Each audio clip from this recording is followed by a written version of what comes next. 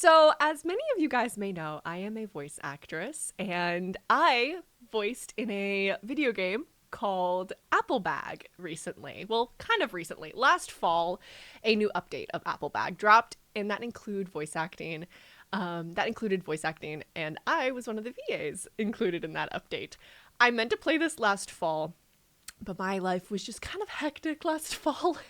And by the time it kind of finally settled down, I was feeling a little bit guilty for not having played it when it first came out. But finally, we are going to be playing Apple Bag. So sit back, relax, and let's play what is out currently of Apple Bag.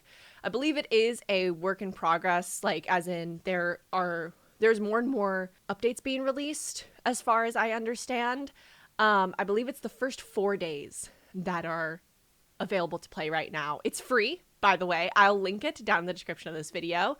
I'm also going to link it in chat for people who may want to play this game. But let's go ahead and get into Apple Bag. Let's start. Welcome to the start of this wholesome and adorable romance game.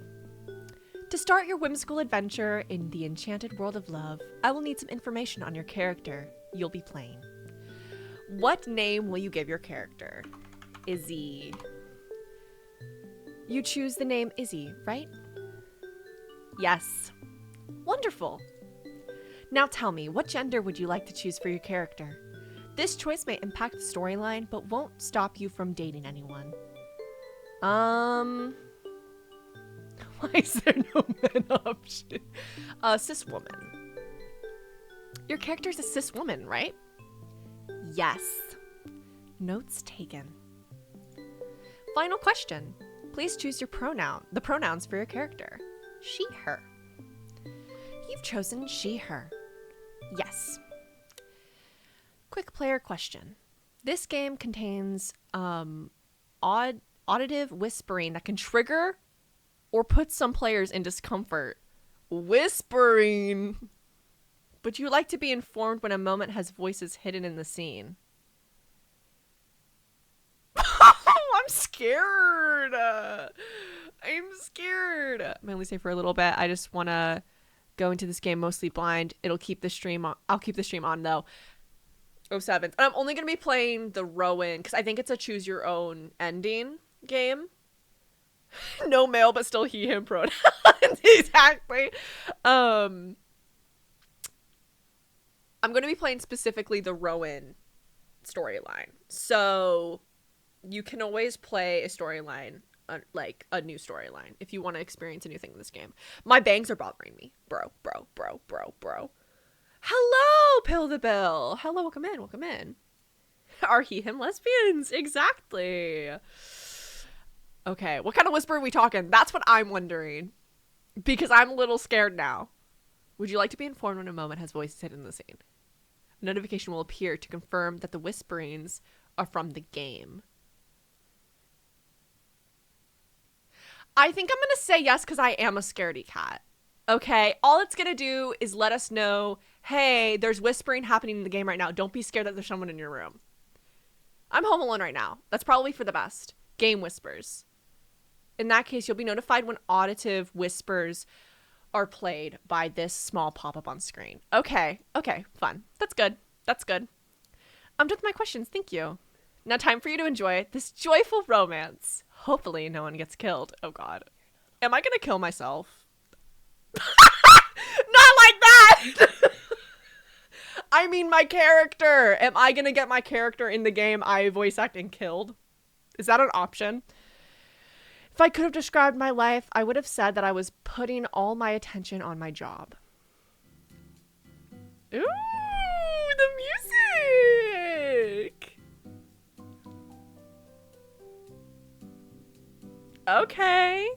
Let me know if audio's okay, guys. I lived in a small town, the kind where everyone knows everyone. It was situated... Oh my god, thank you so much, Simon, for becoming a mystical member! Your fairy links look mighty beautiful. Thank you so much, Cyan. It was situated near the edge of a vast forest, a secluded haven from the loud interferences of the outside world. As I unlocked the shop door and prepared for another night in this quiet rural town, the chill of September hung in the air, the leaves dancing with the gentle breeze. The shop's interior was small but cozy, and its narrow aisles were packed with an assortment of goods. The large shelves almost touched the ceiling, displaying an array of colorful products. I'd been working the night shift since July. It had been the best paying hours for the position, and honestly, it was pretty easy to manage. Thank you so much for that gifted sub! Or the gifted membership, Cyan! Oh my god, Cyan, what the heck? Round of applause to Cyan in chat, guys. Oh my goodness, W's in chat. Oh my gosh. Thank you so much. Oh, another one? Another one. Thank you so much, Cyan. Everyone, W's in chat, applause in chat. Thank you so much. My god. Feeling charitable today. Thank you so much, Cyan. I'd been working the night shift since July. It had been the best paying hours for the position, and honestly, it was pretty easy to manage. I was always alone during this time. The owner trusted me enough to let me run the shop all by myself, even at night. I wasn't doing this only because of the extra money, even though it was a nice bonus. It was more for the solitude it offered me, the quiet moments in the midst of this old shop, and the fact that I was the one in absolute power until 6 o'clock before Marie came to take her post. Fall had arrived, painting the town in hues of red, orange, and gold while everyone came back from their holidays. The busy cacophony of people at work served as a reminder of my own stagnant life. The weight of doing nothing as a dropout felt like carrying an anchor in my pocket alongside the sparse pennies. I agree that living in a small town has its own perks, but watching everyone I grew up with evolve while I remained stuck was a blow to my sense of already declining self-worth. What made this shop special was its 24/7 schedule, convenience for the nearby college students, and its regulars who relied on it for late-night purchases. Speaking of regulars, just a few minutes into my shift, she appeared as usual, like clockwork. Oh! A woman had a warm smile and the kind of eyes that drew you in. They sparkled with joy as she nodded at me in a silent greeting. Once inside, she instinctively gravitated towards the beverage aisle. She started to show up in August and has kept her regular visits since then. I was pretty sure she had moved here during summer. I remembered Agatha or Agath? Agath? I'm going to say Agatha. Agatha mentioning her once or twice during our conversations, but somehow I never caught her name. Living in a small town meant new faces were easy to spot. Also, dressing in all pink made her stick out like a neon sign. I love pink. It's crazy how in such a short time she went from the unknown girl to a woman who buys energy drinks twice a week. Me. I wondered how her poor heart handled all that caffeine. Oh, you don't want to know how much caffeine I drank. I was deeply lost in my thoughts and got startled when I heard her voice. Finally, huh? It's been months. I was beginning to think they'd forgotten what a decent packaging was. This radiant girl chuckled in agreement as her eyes scanned the shelves. Oh wait, hold on. Preferences? Let me turn down the sound volume and the music volume, but keep the voice volume up because I feel like the voices are a little quiet. Let me turn up. Return. Wait, no, save. Return. I'll add them to my collection. They're pretty. This is not my character. This is a different character. She took an assortment of different flavors and put them all on the counter for me to scan. Don't worry, I'll act insane when we find my character, okay? She looked at me with a soft smile, seemingly excited having a discussion with someone. So, how's life in the Slowlane today? Oh, you know, same old thrilling town, watching the seasons change through this window and trying not to lose my mind in the process. But hey, it's the regulars like you who make it worthwhile. Regular? I don't think I come here that often. You come here twice a week. I see him more than I see my parents. My little teasing earned me a second chuckle from the girl. Oh, well, I guess I just kind of got into the habit of passing by there. It's kind of funny how routines can be boring, yet comforting. She shuffled, pressing her weight from one foot to another. I can always count on these drinks and your friendly face if my work night sucks. Fair enough. It's nice to see you around as well. Thanks. Her gaze lingered on my clothes as if searching for something, and that's when I realized she was searching for a name tag. Suddenly, it struck me at that moment that despite our regular encounters, we hadn't actually introduced ourselves. This is such a valid thing. Because like I'm like a regular at one of the gas stations near my gym, because I go there like before I go to the gym to grab an energy drink and typically like a protein snack to eat after the gym. And there's multiple people I talk to like multiple times a week, but like we don't know each other's names. Like I feel like I should introduce myself properly. But I don't want to come on too strong, you know? Suddenly it struck me at that moment that despite our regular encounters, we hadn't actually introduced ourselves. Prior to this exchange, we were, in fact, strangers. I'm Izzy. Well, hello, Izzy. My name's Isata. Hello, Isata. Sounds like Isaka a little bit. Maybe it's meant to be. I can't believe it took us that long to learn each other's names. If I knew it would have been this easy to ask, I would have tried to ask you way before. You seem so sweet, you know. Thank you. Being approachable is part of the job description, but you're sweet too. Anything else you're curious about today? Isata's magenta eyes twinkled mischievously. I'll spare you the philosophical questions for now, but no! Wait, back. There we go. But I must know, have you ever tried one of these energy drinks yourself? Me? Oh no, I prefer to maintain the illusion of being an all-natural, uncaffeinated marvel of human energy. She laughed, a warm, melodic sound that filled the shop. Well, in that case, I'll have to carry the energy torch for the both of us. You work all night? Yeah, until 6 in the morning. Then I finally head to bed. I can't even judge you, when I also sleep at the same hour. Isata and I continued our light-hearted banter, our voices creating a medley, while the only other sound being the rustling leaves outside.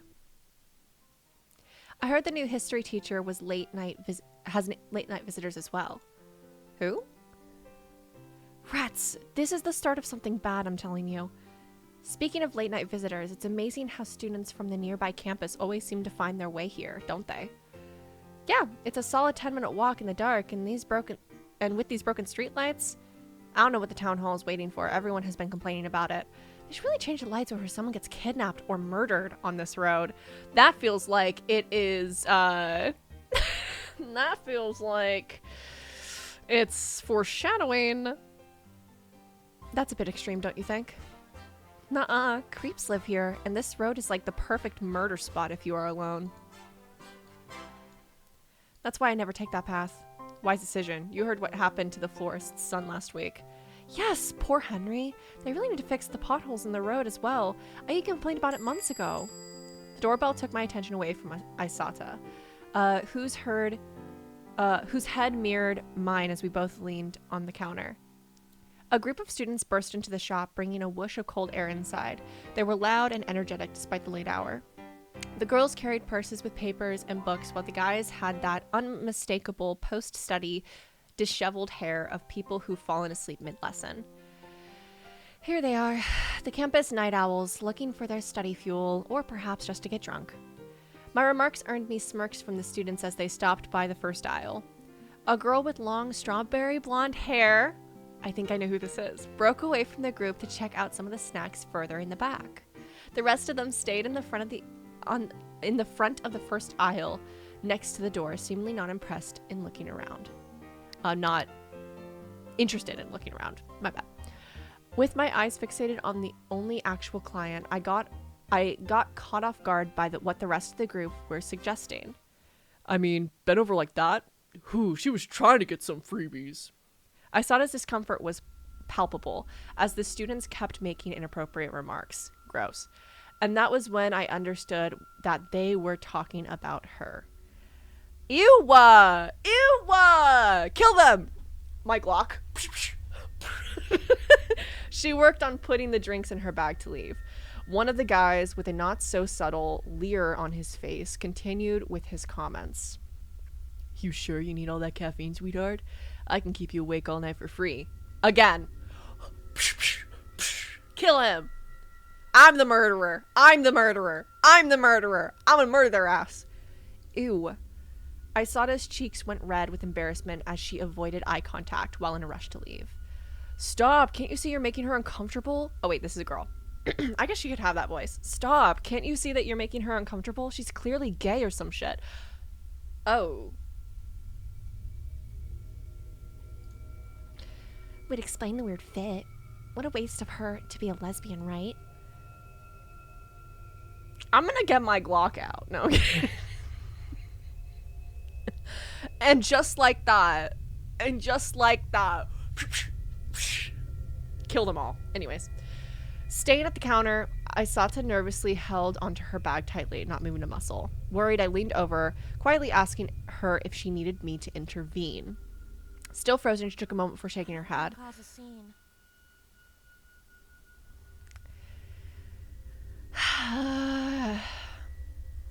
Cause a scene. Cause a scene, girl. Cause a scene. Leveling my gaze, I looked at the nonchalant group that were... gloop? The nonchalant group who were giggling amongst themselves. What a bunch of jerks. Oh no. I didn't know I was going to be given this choice. Am I going to get killed if I confront them? Am I going to get killed if I confront them?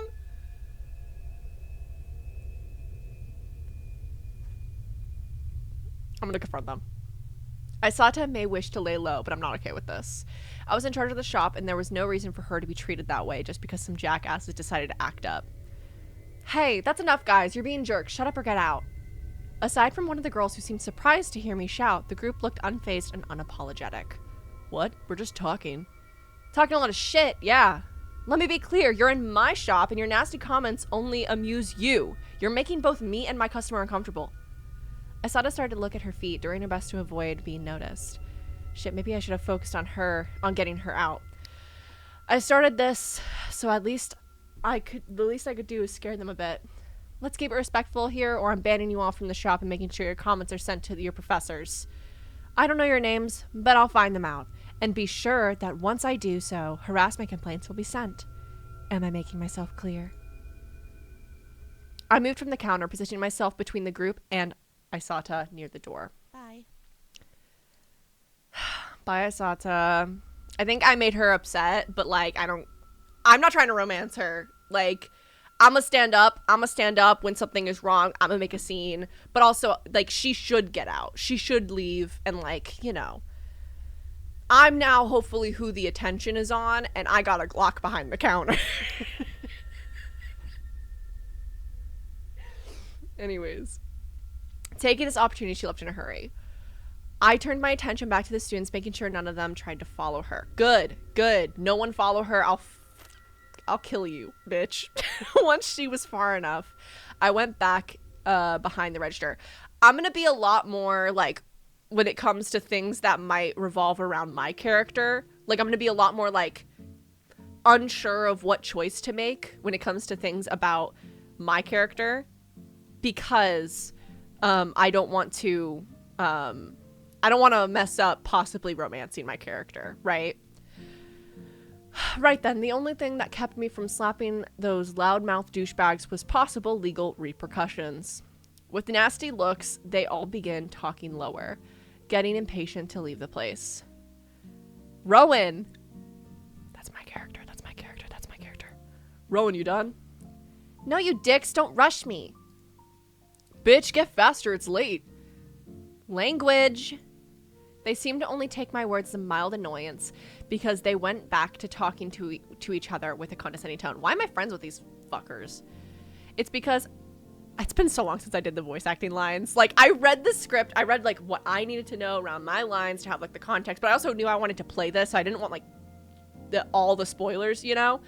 But I know, like, what I remember certain things I read, right? And so I'm trying to, like, remember, like, oh, shit, so that's probably why I say that. And then that's, you know? It's because of these types of students that I'm glad I'm not stuck at uni anymore. The blonde girl I noticed earlier walked from the back aisle with some vegetable chips and a cherry Coke. You made us take a detour for vegetable chips again? It won't make you skinnier, you know.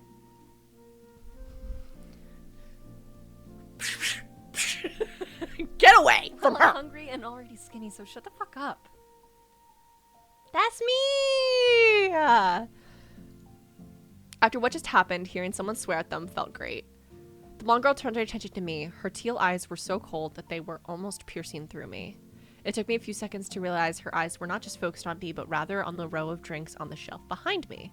I stepped aside to let her choose, and in exchange, she offered me a shy smile. Can I get a bottle of vodka, please? The fourth one on the shelf? You can get whatever you want. You can get whatever you want. I'm trying to romance you. Sure, I'll just need to see your ID. Yeah, give me a sec. She began to rummage through her bag, and her friends, who seemed to have been done waiting, walked towards the door.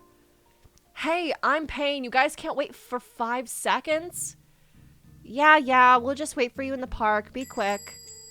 They walked out of the shop, leaving her rummaging through her bag. Clearly irritated, she began placing her personal belongings on the counter one by one, mumbling some swear words between her movements. I couldn't help but notice how messy her bag was. The girl had a lot of trinkets and clearly no space for any school supplies. It's not before she pulled out a damaged shark keychain that she sighed in defeat. Wait. Okay, so it automatically skips. I'm not clicking, just so you know. Is everything... Jessica has my fucking wallet again! Well, I can... Yeah, I know. You're doing your job. Well, I'm shit out of luck. I won't be buying anything because I can't. Sorry. It's not like I already had to skip lunch. Great. She groaned in frustration as she put her belongings in the bag with no sense of organization. It wouldn't be a wonder if she lost more things there. Sorry again. She stormed out and I prepared myself to yell at her for slamming the door, but despite swinging it open with force, she gently held on the doorknob to close it behind her. Well, it could have been worse. The night was still young and I was left alone in the silence of the shop, ready to scroll on my phone. Before I could indulge in wasting some time online, I was reminded of an important task. Agatha had asked me to take a look at the shop's broken television, an ancient artifact that she said was perfect for attracting clients. In her opinion, it could help strike a conversation with the older clients who need to talk with people to feel less lonely. The sentiment was noble, but I was pretty sure she simply used it to watch her shows because she didn't know how to use her phone. I don't understand why she keeps this relic. The old TV was positioned over the corner shelves, so most clients could only hear it. If they wished to watch it, they would need to have their back faced towards the counter. In normal circumstances, it worked well enough, but not that night apparently, so I had to get up and fix it. I struggled to not fall off the ladder while clicking on the buttons of the old screen. Izumi gonna pull Rizumi on herself. Missing 20 years. Sam. It was half working. It was fixed to the point that I knew that Agatha would be able to watch her shows the very next day. I wasn't going to dissect the entire thing. I've had enough with this antique. As I got down from the ladder, I felt a weird shift in the air. An eerie change in my surroundings that I couldn't quite put a finger on. Something was off. The night schedule, which was usually a blessing, felt more like a nightmare right now. I couldn't help but glance over both my shoulders, expecting to see something lurking in the shadows, ready to pounce. Nothing. The quiet was no longer peaceful, but rather a prelude to something unknown, something that made my heart race. My breathing settled, almost coming to a stop. I felt my nerves go on high alert. The hairs on my neck stood up and I started to shake as I clutched my phone tightly. The walls of the shop made me feel trapped. I turned around and almost screamed when my eyes met a towering figure that was observing me from the doorframe. Are you still open? Whose voice is that? I got a good voice. Trying to compose myself in front of the client, I began awkwardly brush away the non-existent dust off my knees. Yes, the shop is open at all hours of the night. How can I help you?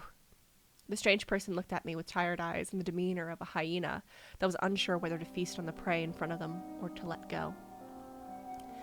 Not answering my question, they silently walked between different aisles. Goodness, I almost had a heart attack. Feeling that something was fishy, I went behind the counter and kept my eye on the gloomy client. This town was small, and new faces were easy to spot, which is why I was sure I had never seen this person before. Maybe it was because of their mask, but still, I would remember someone that tall. So they're tall! Hey! I think if I do a replay of this, I'm gonna romance whoever I want, but for the purposes of playing the game I voice in, I'm gonna try to romance my character. But I do think I might replay this and try to romance someone else. Who knows? So they're tall. Hold on, with that voice come in. I was out of time to scan the new person as they approached me and placed all their products on the counter in silence.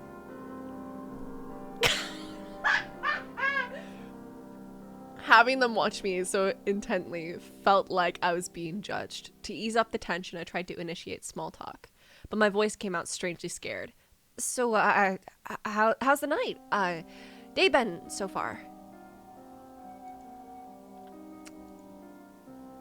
Mission failed.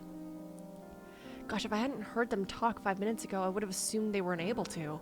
Sounds being the default of our exchange, I lowered my gaze as I took a closer look at the items they were purchasing. Tissues, onions, honey, and an unusually large knife. Why do we even sell knives like this? Since when? Judging by its size, it looked almost like a cold-blooded murder weapon. Not something you'd typically get in a local shop. This knife is large enough to be considered a weapon, so, I need to check your ID, please. For the first time since I tried to initiate a conversation, the person responded in a complete sentence. Since when do shops need ID for that? This is my coworker. Listen! That is a fine-ass voice. I'm sorry, whoever voiced this character. Period. It's the law. For firearms and registered ones, sure, but I was scared shitless right now, and I refused to be the one to sell the weapon that could be used as evidence after finding my dead body. The stranger sighed and went to put the knife back in the cooking section. They returned and shot me a sinister look. Voice all low and gravelly. Is everything okay now? Yeah, sure. That'll be 1461 euros. The person slowly walked back, took a small can of apple juice, and added it to the counter. Okay, that will now be 1621 euros then. Anything else? No.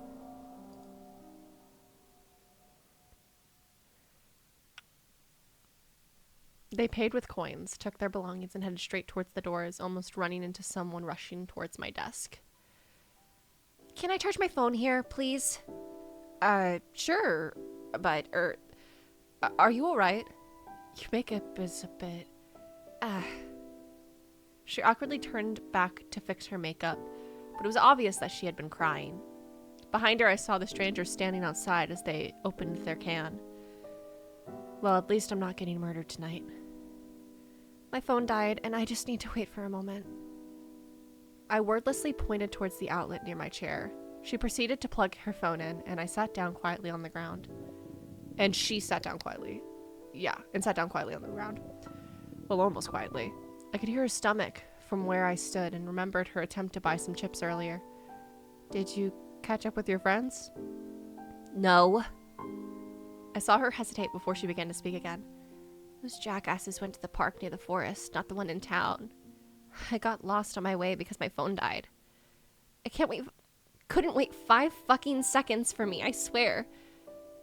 I'm calling it a night, but I still have to walk to my dorm, and I'm not walking through that creepy road myself. That's good. Who knows what could have happened, especially since there are no streetlights there. What would have happened is me tasing one of them because they are the kind of stupid pricks who would wait in the dark trying to scare me shitless. I hope one of them breaks their ankle on a pothole. Whoa, for someone talking about their friends, it sure felt like she didn't appreciate them that much. Well, yeah, you heard them talking earlier about the girl. They're obviously not good people.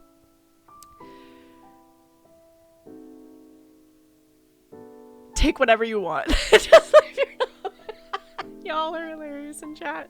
Why would you hang out with people like that? They are tolerable at best and make my uni life less boring, I guess. I like hanging out with them after lessons. They are nice sometimes. I don't have any real interest in staying in touch the second I get home, I'll admit. But you can't really go to a party alone. Call them my social pass card. She was shameless. I don't really have a better reason than the need to not be left alone. And hey, look who's alone. I really know how to choose them. It's pathetic. Oh, don't try it. It's not. I know what I look like. You don't have to show pity or laugh at me. My night is shitty enough as it is. You probably have better things to do. Seeing that she wanted to be left alone, I stood up from my seat and take a walk around the shop, fleeing from her negativity. It's strange how people can act when they aren't in a group. Rowan seemed different than I had imagined, more genuine and self-aware. She was someone sad. As I strolled between aisles filled with cans and peanuts, I spotted a package of vegetable chips. I dropped the bag of chips at her feet and went back to my seat behind the counter. Confused, she tilted her head, glancing between me and the snacks that were on her lap. I can't pay for it. It's a gift. You look like you need one tonight. Her cheeks turned pink, and she silently opened the package, giving a small nod. Almost an inaudible thank you. She looked like she felt as much shame as she felt gratitude.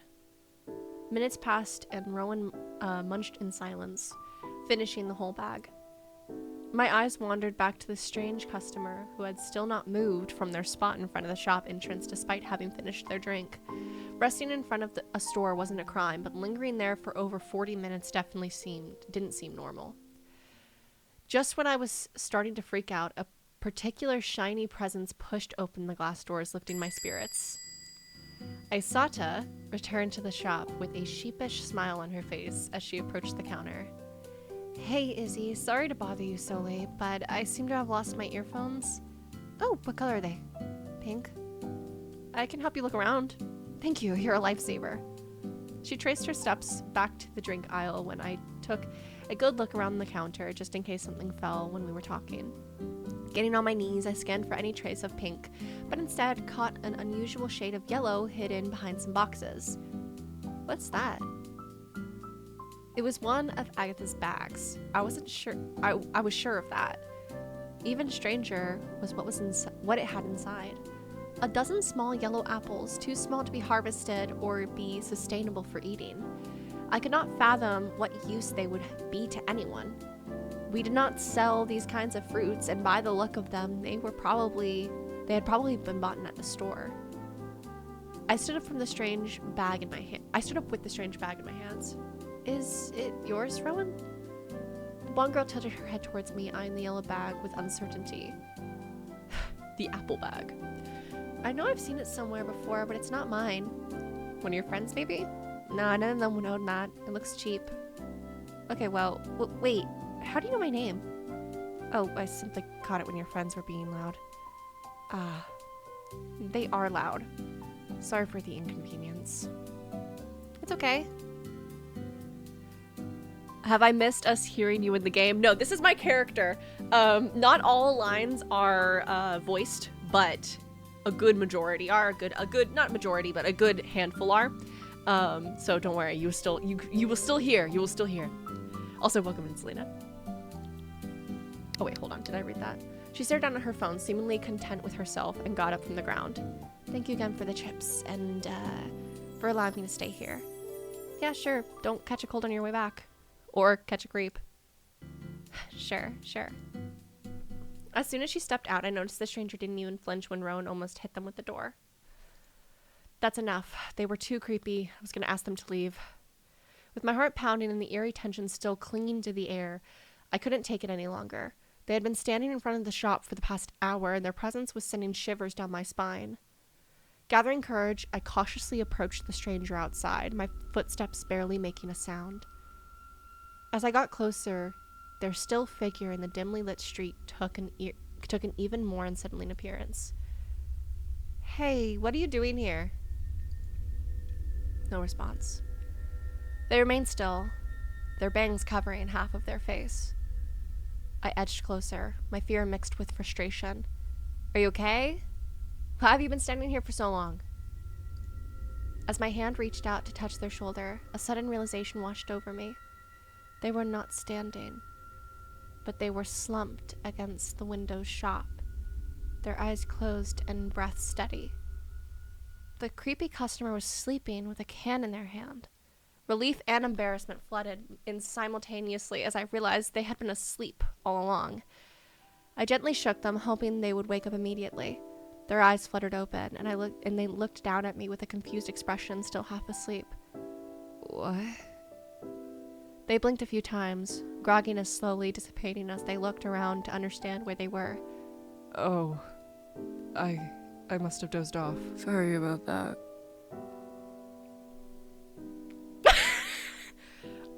Are you alright? Meh, could be better. Tonight has been awful. Oh, sorry about that? They glanced at me with their dark and tired eyes. I was wondering if they weren't already half asleep again. Why would you say sorry? Tension left my body as I huffed a small chuckle at their bashful I'll look. get going. Wait, have you perhaps forgotten a bag inside? The stranger looked at the small bag they were holding and patted their side pockets in the movement of where are my keys, then shook their head in my direction. Only took this one, I think. Oh, it's okay then. Okay, so.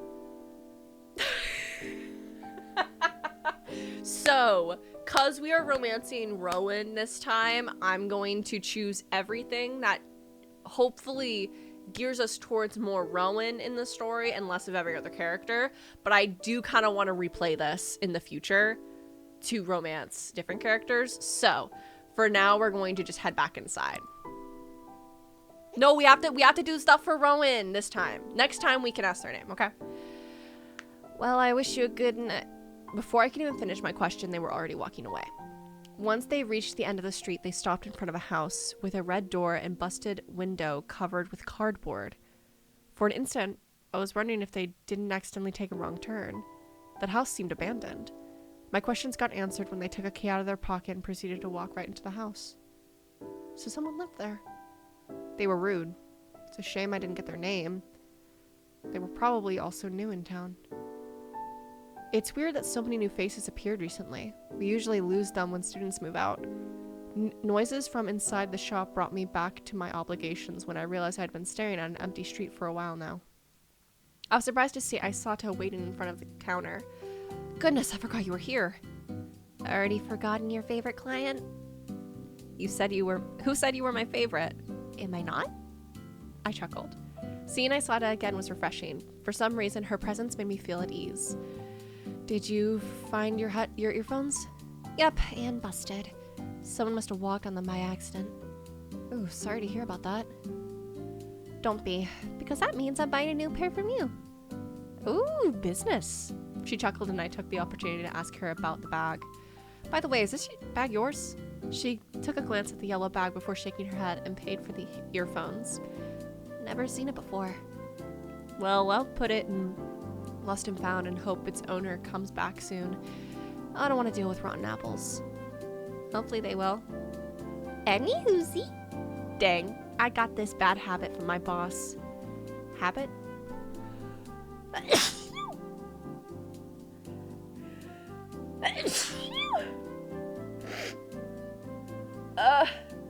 I sneezed. Ugh. I hope my allergies aren't acting up. I have allergy meds if I need to take them. I actually think I should just take them because we're streaming. We're taking allergy meds, folks. Yeah, no, I need them. Oh, God. That happened quick.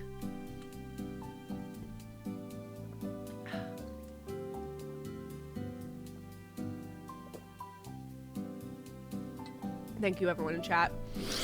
Okay. Thank you, thank you. I hope I don't have to sneeze again. Yeah. My allergies have been kind of recently. Need some allergy meds. There you go. Yeah, saying stuff like any hoozy or holy moly. Ah, that's mine. I don't know what I expected, but I was surprised when I saw her took out a flip phone from her pocket. Icon! I wish I had a flip phone. I low-key want a flip phone so bad. Speak the devil. It was nice talking to you, but I gotta go. Well, it was a pleasure seeing you again. The pleasure is mine. See you in 3 days for my energy shots. Her jokes had worked on me. She chuckled all the way to the door. Once left alone, I let out a sigh as I sat down, tossing the apple bag in a corner of the shop. I found myself retreating back into the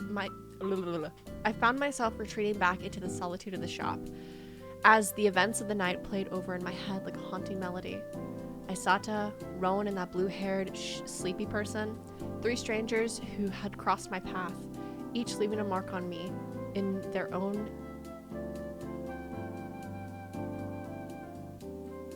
I know this word. Hold on. Enigmatic? Enigmatic? Is that how you pronounce that word? I've read it in books. I don't think I've ever said it out loud. Enigmatic. Yeah, that seems like how you pronounce it. Okay. According to Google. In their own enigmatic way. Word of the day, enigmatic, okay? What a weird night. That was day 0. Now we're on day 1, I believe. The next shift arrived, and once again I found myself walking through the small town's quiet, barely lit streets. After a long day of rest, I felt ready to take on another night at the shop. I was so exhausted from the last shift that I went to sleep right after work. It was as if 1 minute I was on my bed and the next one I was at my door, ready for another approaching shift. I couldn't even complain. That was the life I had chosen for myself. Despite the temperature being a bit warmer than the previous night, a lingering chill still hung in the air. A reminder that fall was firmly establishing its presence in the town, despite the fact that it was still being early September. As I made my way through the dark alley leading to the shop, my thoughts returned to last night. Especially Rowan and her disastrous night. She had lingered in my mind, and I couldn't help but hope that I might see them today. The encounter had been strange, but it also piqued my curiosity.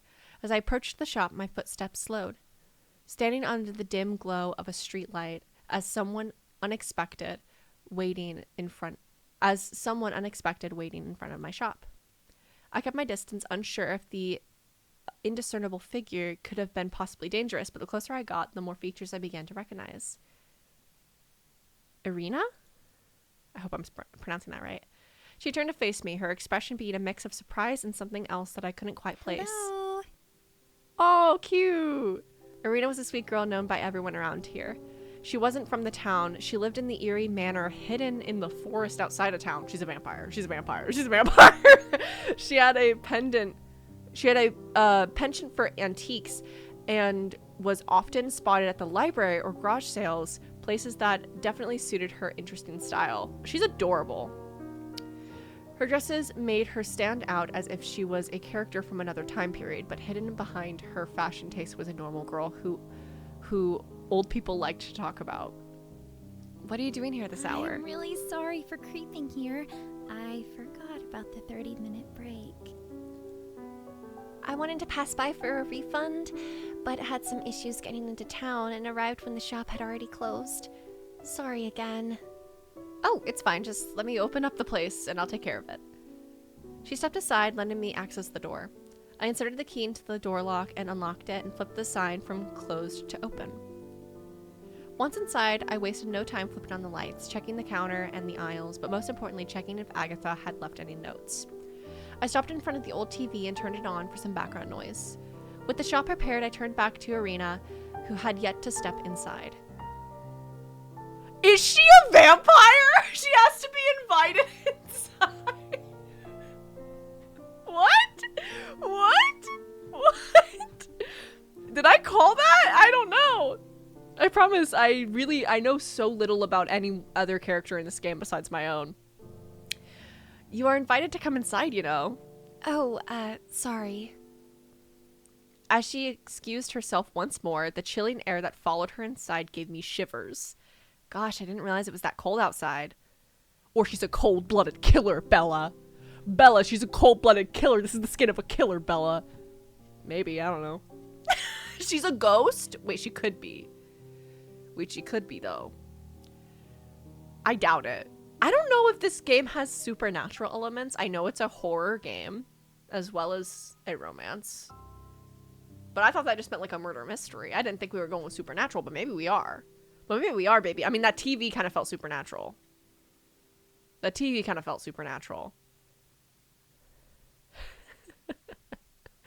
Offer her garlic chips, see if she declines. Smart idea. Really? We're already in fall after all. Technically, no. Fall only starts at the end of September. You know your seasons better than me, yet you complain about the cold. Doesn't make it less surprising every year. So, about that refund. Her fingers trembled slightly as she handed me the receipt and dropped her items on the counter. A sealed bottle of bleach and some trash bags. Is everyone killing people in this town? What the hell? Sorry for being that annoying client getting a refund right after they bought it. No worries, it's okay. Looking at the receipt, she bought them yesterday. Saying I wasn't curious would have been a lie. Irina's, how did I pronounce it originally? It'll be different every time. Irina's visits to the shop were usually reserved for the daytime, which made it strange when she was so pressed to come back at night. So she walks in the daytime. Maybe she's not a vampire. If you don't mind me asking, why are you getting this refunded? It wasn't for me. Francois asked me to run an errand, which included buying bleach, trash bags, detergent, and tissues. Who the hell is Francois? Who the hell is Francois?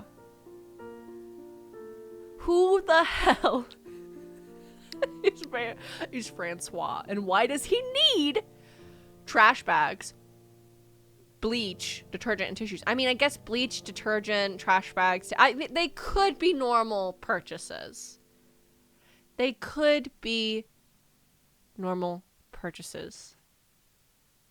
Yes, you did get the YouTubers right. Thank you so much, Liz. Thank you so much. Phenomenal work on the clip. Phenomenal work on that short. I appreciate you. Yes, you got that 100% correct. It was kind of weird because we already had most of it. But who knows? Maybe she had a secret project. Oh, Francois, that she. she's Okay. working on. My bad. Irina, you're scaring me. And it turns out she had a change of heart. So I'm giving it back. We already have a storage problem in the manor. From all the dead bodies, Oh, of course. Everything is still sealed, by the way. Her voice is so cute. Good job to the VA. All these VAs are so talented, by the way. The trash bags were like that when I bought them. She lifted the objects to display them, and I proceeded to scan all the products so they could be put back on the shelves. As I handed her money back, something suddenly clicked in her head. Oh, question. Since I'm here, do you guys sell sunscreen? Irina, if I didn't know any better, I'd think that you were just turned into a vampire. That's why you were so pressed to come at night. And Francois turned you into a vampire.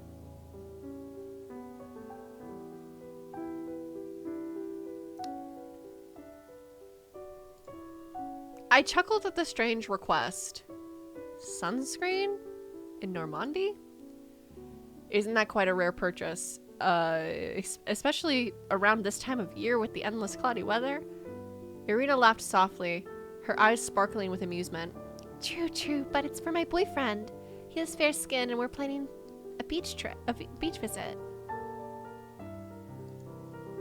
Even though it'll be chilly beach, you know, the one where you can't swim because of how cold everything is. He doesn't want to risk getting sunburnt. I mean, I'm a fair-skinned girly. I have quite fair skin. My nieces who were just born out of the Badusi are tanner than me. So, like, I'm not one to talk. I get burnt really easily. I do have to apply sunscreen all the time. But, I didn't just return bleach and trash bags. I didn't just return bleach and trash bags and can't walk during the day. Okay? Maybe I can. Maybe I'm a vampire. Maybe I'm projecting. Fair enough. A precautionary vampire, huh? You could say that. He does actually have a bit of the aesthetic.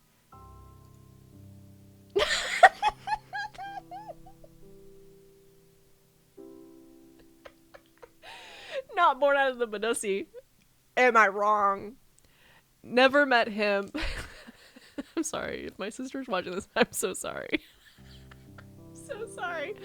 Never met him, but you tell me he looks more like a vampire than you do. I'll start imagining your boyfriend as Nosferatu. She snorted, hiding a giggle behind her hand. No, I swear he's a bit more charming than Nosferatu. Bounce on that thing, crazy style. Also, in his defense, Max Schreck is a handsome man. Is that the actor who played Nosferatu? Who? Max Schreck? The German actor from the movie? That's what I thought, yeah. You're saying it like I should be aware of who that man is, but to be honest, I didn't even watch the movie. Oh, it's okay. I wouldn't have remembered it either if I wasn't intensely doing research about vampires this week.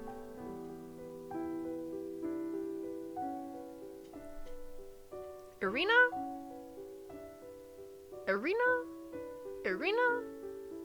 Are you good? Blink twice if you're a vampire. I'm not working on an essay this time. Just got really interested in the topic. Okay, valid, I guess. Good for you, girl. Thanks, you too, girl. She stared at me, clearly searching for something but struggling to find it. You good? Yeah, it's just that I forgot your pronouns and tried to get it right, but I'm unsure. Aw, that's really sweet. Oh, well, it's okay. It's still nice that you're trying. You know, you're one of the rare people who actually care enough to ask about pronouns. No, I'm sure I can't be the only one. I think other people care. Maybe they just don't express it. Maybe, but anyway, my pronouns are she, her, so she's a woke vampire. Period. Woke vampire. Noted. She offered me a thumbs up with the same intensity as an Animal Crossing character. Her mannerisms were amusing. Not a bad start to my night. So back to the sunscreen. We may have some, but I can't confirm. You can go and check the beauty product section. I'll take a look. Thank you, Izzy. As Irina headed to check for sunscreen, my thoughts wandered towards the mysteries of her residence. The manor itself was like a legend, but its owner was a subject of fascination and intrigue throughout the town. The rumors say that she was an old lady named Francois.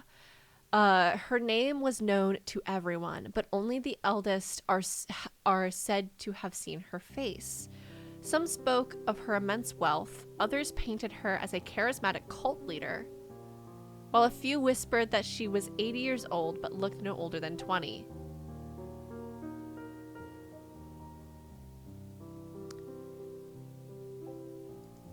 One thing was certain, she held significant sway in this town with how many people worked for her on a daily basis. Her hiring practices were peculiar, as her reputation offering extravagant pay yet keeping her reasons a closely guarded secret.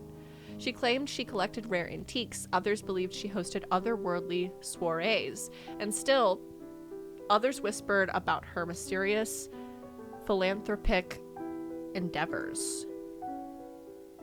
Irina, however, was an anomaly to these myths. She was an employee, but an occupant of the manor, a place that was a sanctuary for those in need. Having lived there since her arrival, Irina was the sole bridge between the manor and the town. The other residents, shadowy figures, rarely ventured beyond the estate's boundaries. This was especially true for Irina's boyfriend, a man who remained cloaked in mystery. All these mysteries got the better of me, and I leaned on the counter to almost whisper to the redhead, "Do you mind if I ask you a thing or two?" I heard her giggle in one of the aisles. Sure. Everyone likes to ask me questions when I come into town. I'll only answer as long as it's not too personal. Here, I'm gonna quick save. There we go. Okay, so...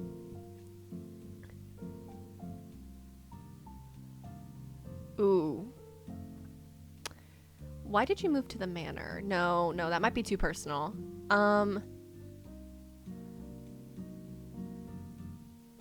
Why doesn't your boyfriend ever visit town with you? Curious about him, are we? This is actually the first time someone asked about him. Vlad is Vlad? special. Vlad? He's not good with people and decided to isolate himself for the sake of his health. It's not like he's always alone at the manor, but he goes through a lot of stress when interacting with new people. He sometimes goes into town when forced to. The doctors aren't always available to come to the manor to check on him.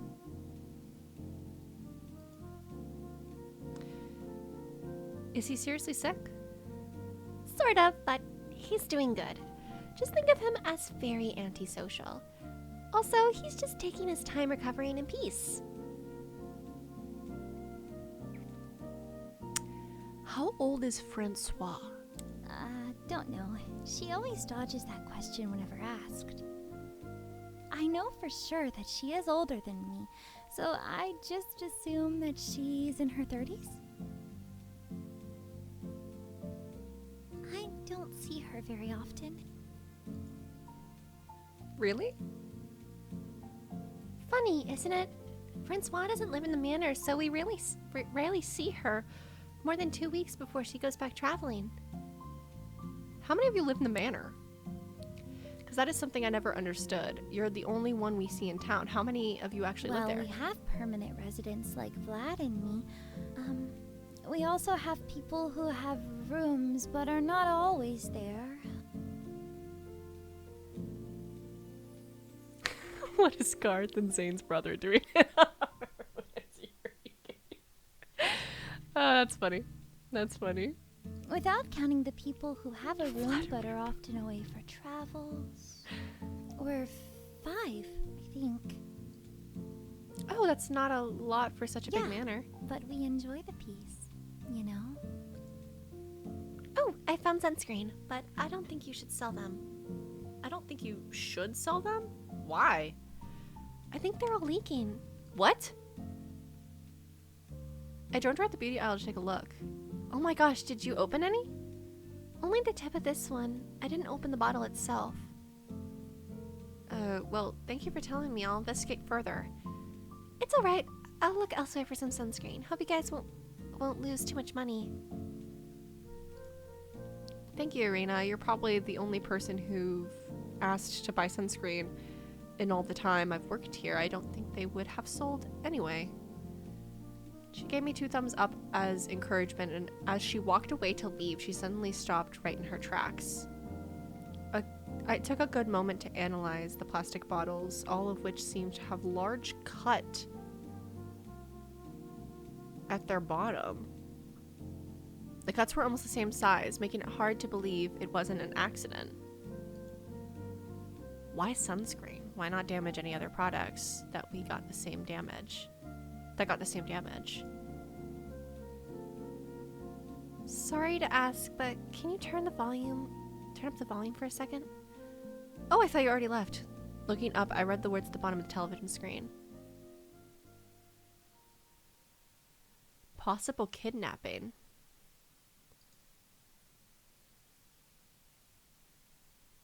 Huh. Wait, it happened next town? It happened in the next town? You haven't heard about it? Everyone is talking about it since yesterday. Well, I slept most of the day, so I didn't check the news. Give me a minute. Went over to the counter and get the remote, but it switched to ads the second I turned up the volume. Ah, shoot. Someone went missing? Like a serious missing person case? Not just a joke? Yeah, 2 people even. 2? Yeah, but they only reported 1 because the other disappearance might just be someone who left willingly. But 2 people are missing. Well, technically, yes.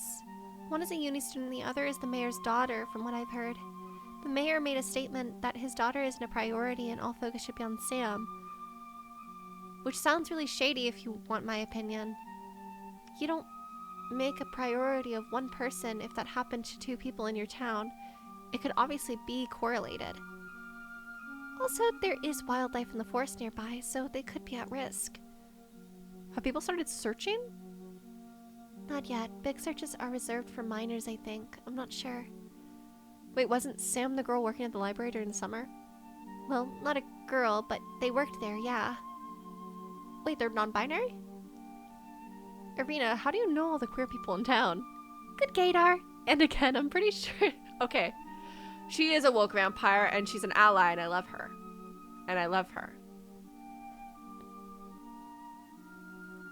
I was going to go, wait, Izumi, did you voice her? Then realized Izumi's lips slightly moving. Yeah, no, that'd be very funny if I voiced every single character in this game. Imagine. Originally, the ending of the clip was you saying, "I'm taking a piss" one list. For a second, I thought Irina's voice in the game was in the game and not you live voicing it. Oh. Thank you. Somewhere in the game, somewhere Izumi. Indeed.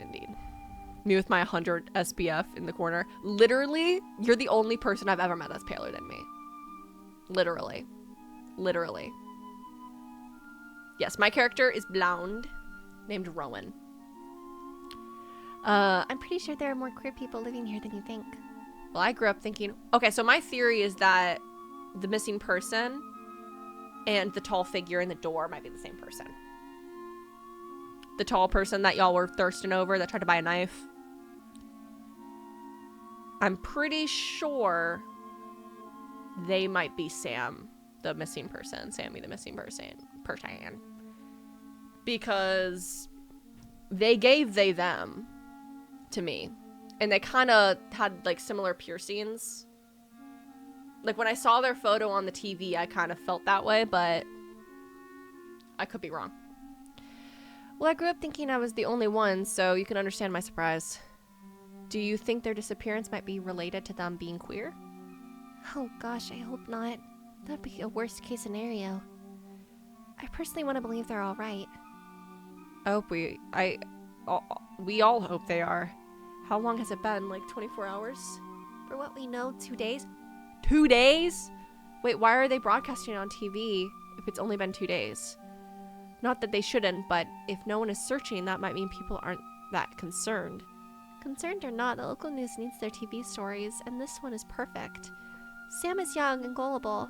Everyone knows they needed money and worked a lot of small jobs. Some theorize that they may have ran away, but I don't buy it. It sounds kind of like the beginning of a mystery novel, but Sam is a real person, for goodness sake. Mystery novel? Maybe you listen to too many true crime podcasts. I don't even listen to regular podcasts. I'm just worried. Well, I can understand why, and please be safe when walking home. Stay safe too, okay? Keep some pepper spray under the counter. Pepper sprays are illegal, but they're illegal in this is the French countryside, right? They're illegal in France? That's crazy to me. I live in America where we have Glocks behind the counter. Yee-haw.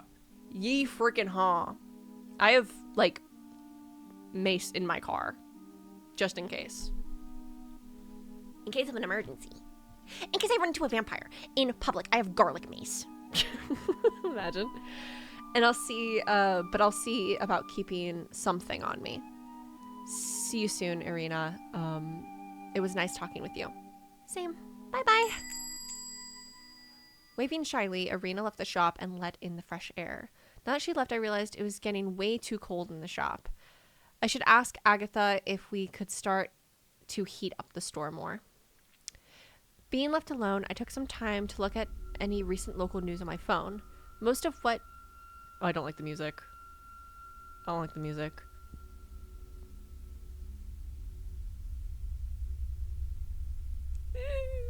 Most of what she had told me was repeated in all the articles I could and I could only sigh when putting my phone down on the counter.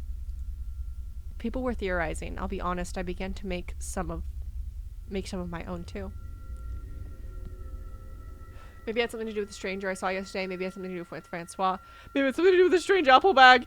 Maybe it had something to do with the students on the campus. I'm gonna click apple bag because it's shaking. My thoughts were put to pause when I heard the sound of the door swinging open. Shivering like a leaf, Rowan! This is my character, guys. Immediately closed the door behind her. I swear I could have seen her blush when our eyes met, though it could have simply been because of the cold. Hey there, fancy seeing you again. Will your friends be joining us this evening as well? Not tonight. I made a detour by myself. How much were the chips? The chips? She walked over to the counter with the seriousness of a stern police Yesterday, officer. you gave me a package of chips. I have my card. I'm here to pay. You made an entire detour late at night just to pay for some chips? Well, it's the least I can do. Last night sucked. I'm sorry for the mess my friends made, and if I was rude to you. Also, you should not hand over free stuff like that. It's bad business. So I'm here to pay for it. The more she spoke, the more it sounded like excuses. It's on the house, so you don't have to pay for it. I just want to be nice. Well, I'm trying to be nice too, so let me pay. You are very determined to pay me €3. Aren't you a student? Keep your money. The look on her face made the situation funnier. She was so determined to pay for a bag of chips. If you don't let me pay, I'll just buy a new bag. Oh no, my worst nightmare, a customer paying for a product. For the first time since she entered the shop, Rowan's face relaxed, her lips changing to a small smile. Are you making fun of me? I would never. You're so determined to offer me €3. It's touching, such chivalry. You're definitely making fun of me. Just a little bit. You're just so serious about this, about something so small. It's quite funny. I'm sorry. I'll make a note of it.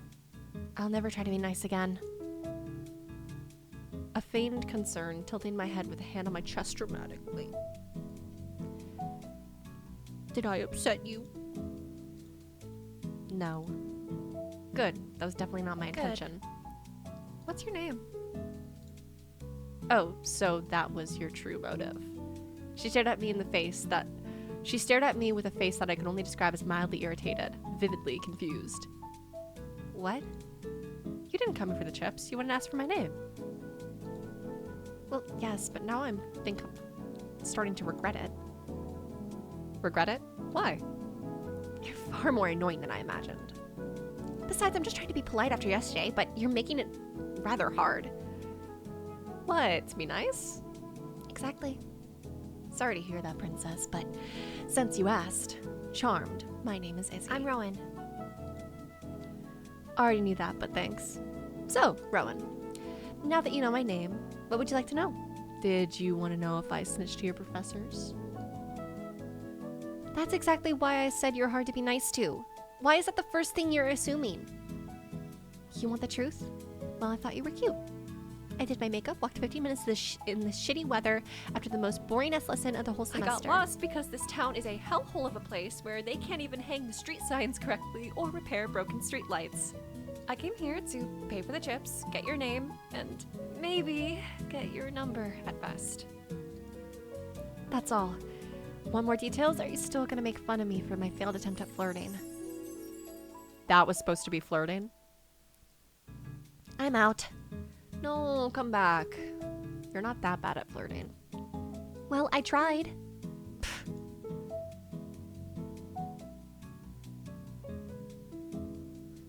You did try, so that's sweet. At least I left, you know? Alright, I'll consider that a win. You're so competitive for someone who barely did a decent job. Decent? Hey, you're still talking with me. I think I'm doing a great job. If you see it that way, fair enough, but I'm just keeping you company because you're pretty. Flattery will get you everywhere. Will it get me your number?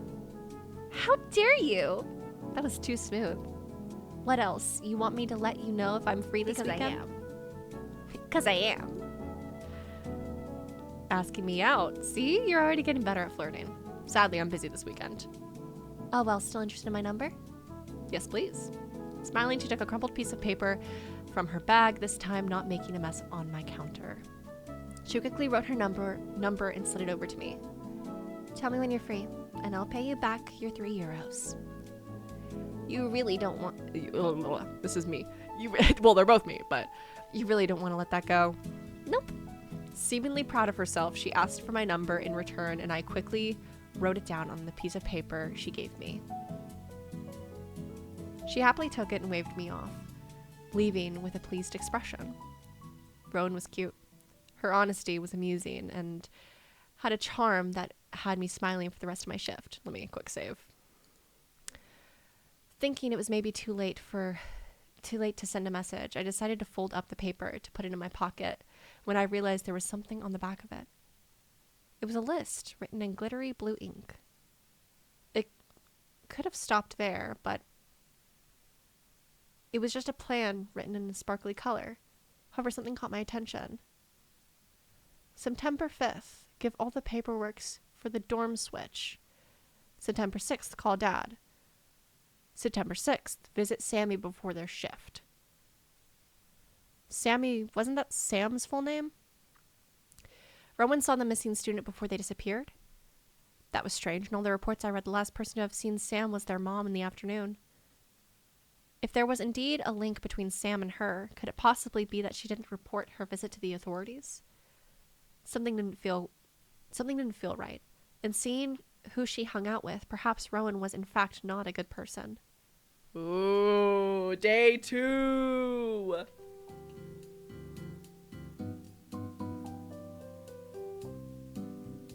Okay.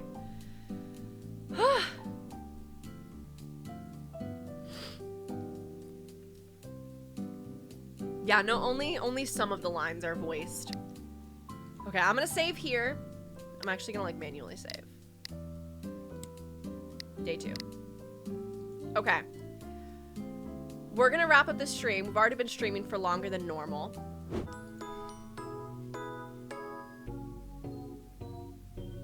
We're back. Okay. It is a new day for those watching this in the video form. We are live once again, and I'm going to be continuing Apple Bag. Hopefully the volume's okay. Let me know if I need to fix anything in chat, guys. Thank y'all. Okay, load. Day 2. That's where we left off. Let's frickin' go.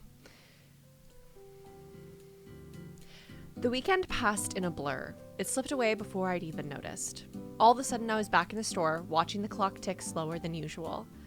My phone buzzed lightly, a reminder of the few texts I'd exchanged with Rowan over the weekend. Okay. We chatted a bit, nothing deep, mostly surface level stuff. Mostly surface level stuff you talk about when you've yet to figure out something to bond over. Here, I'm taking my ear slightly out of this headphone because I remembered that there's whispering that might happen, and I think if I have both headphones on, I'm gonna crash out. I'd learned that she was studying psychology and seems weirdly passionate about cheesecake. Oh, I knew that because I fucking love. Oh, the screen's not cropped correctly.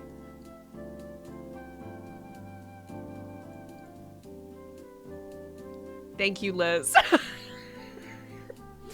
Okay, we're gonna continue. Okay, sorry about that.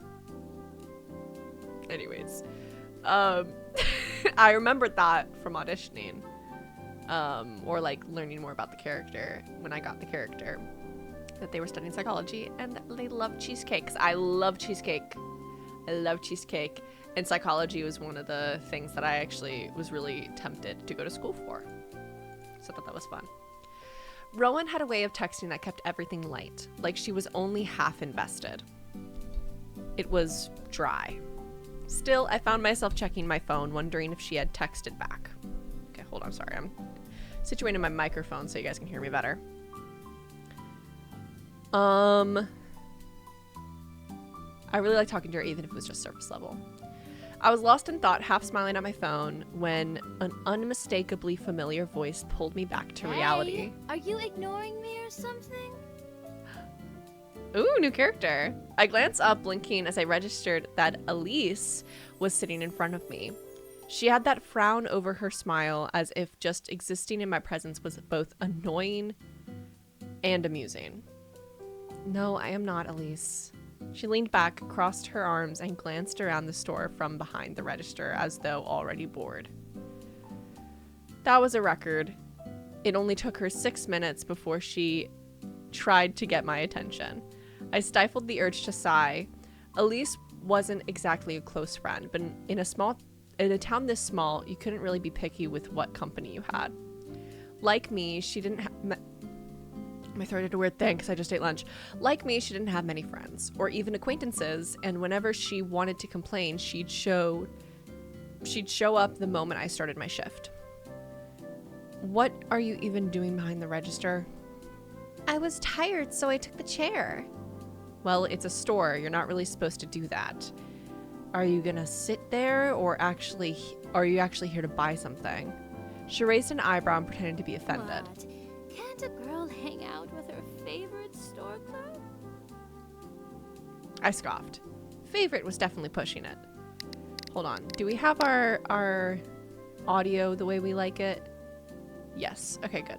I just want to make sure. I scoffed. Favorite was definitely pushing it, given how she only popped in when I needed someone to vent to.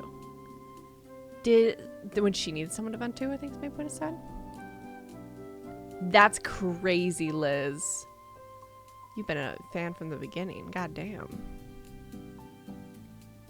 Thank you for stopping in, Mango. Hello, Quakes.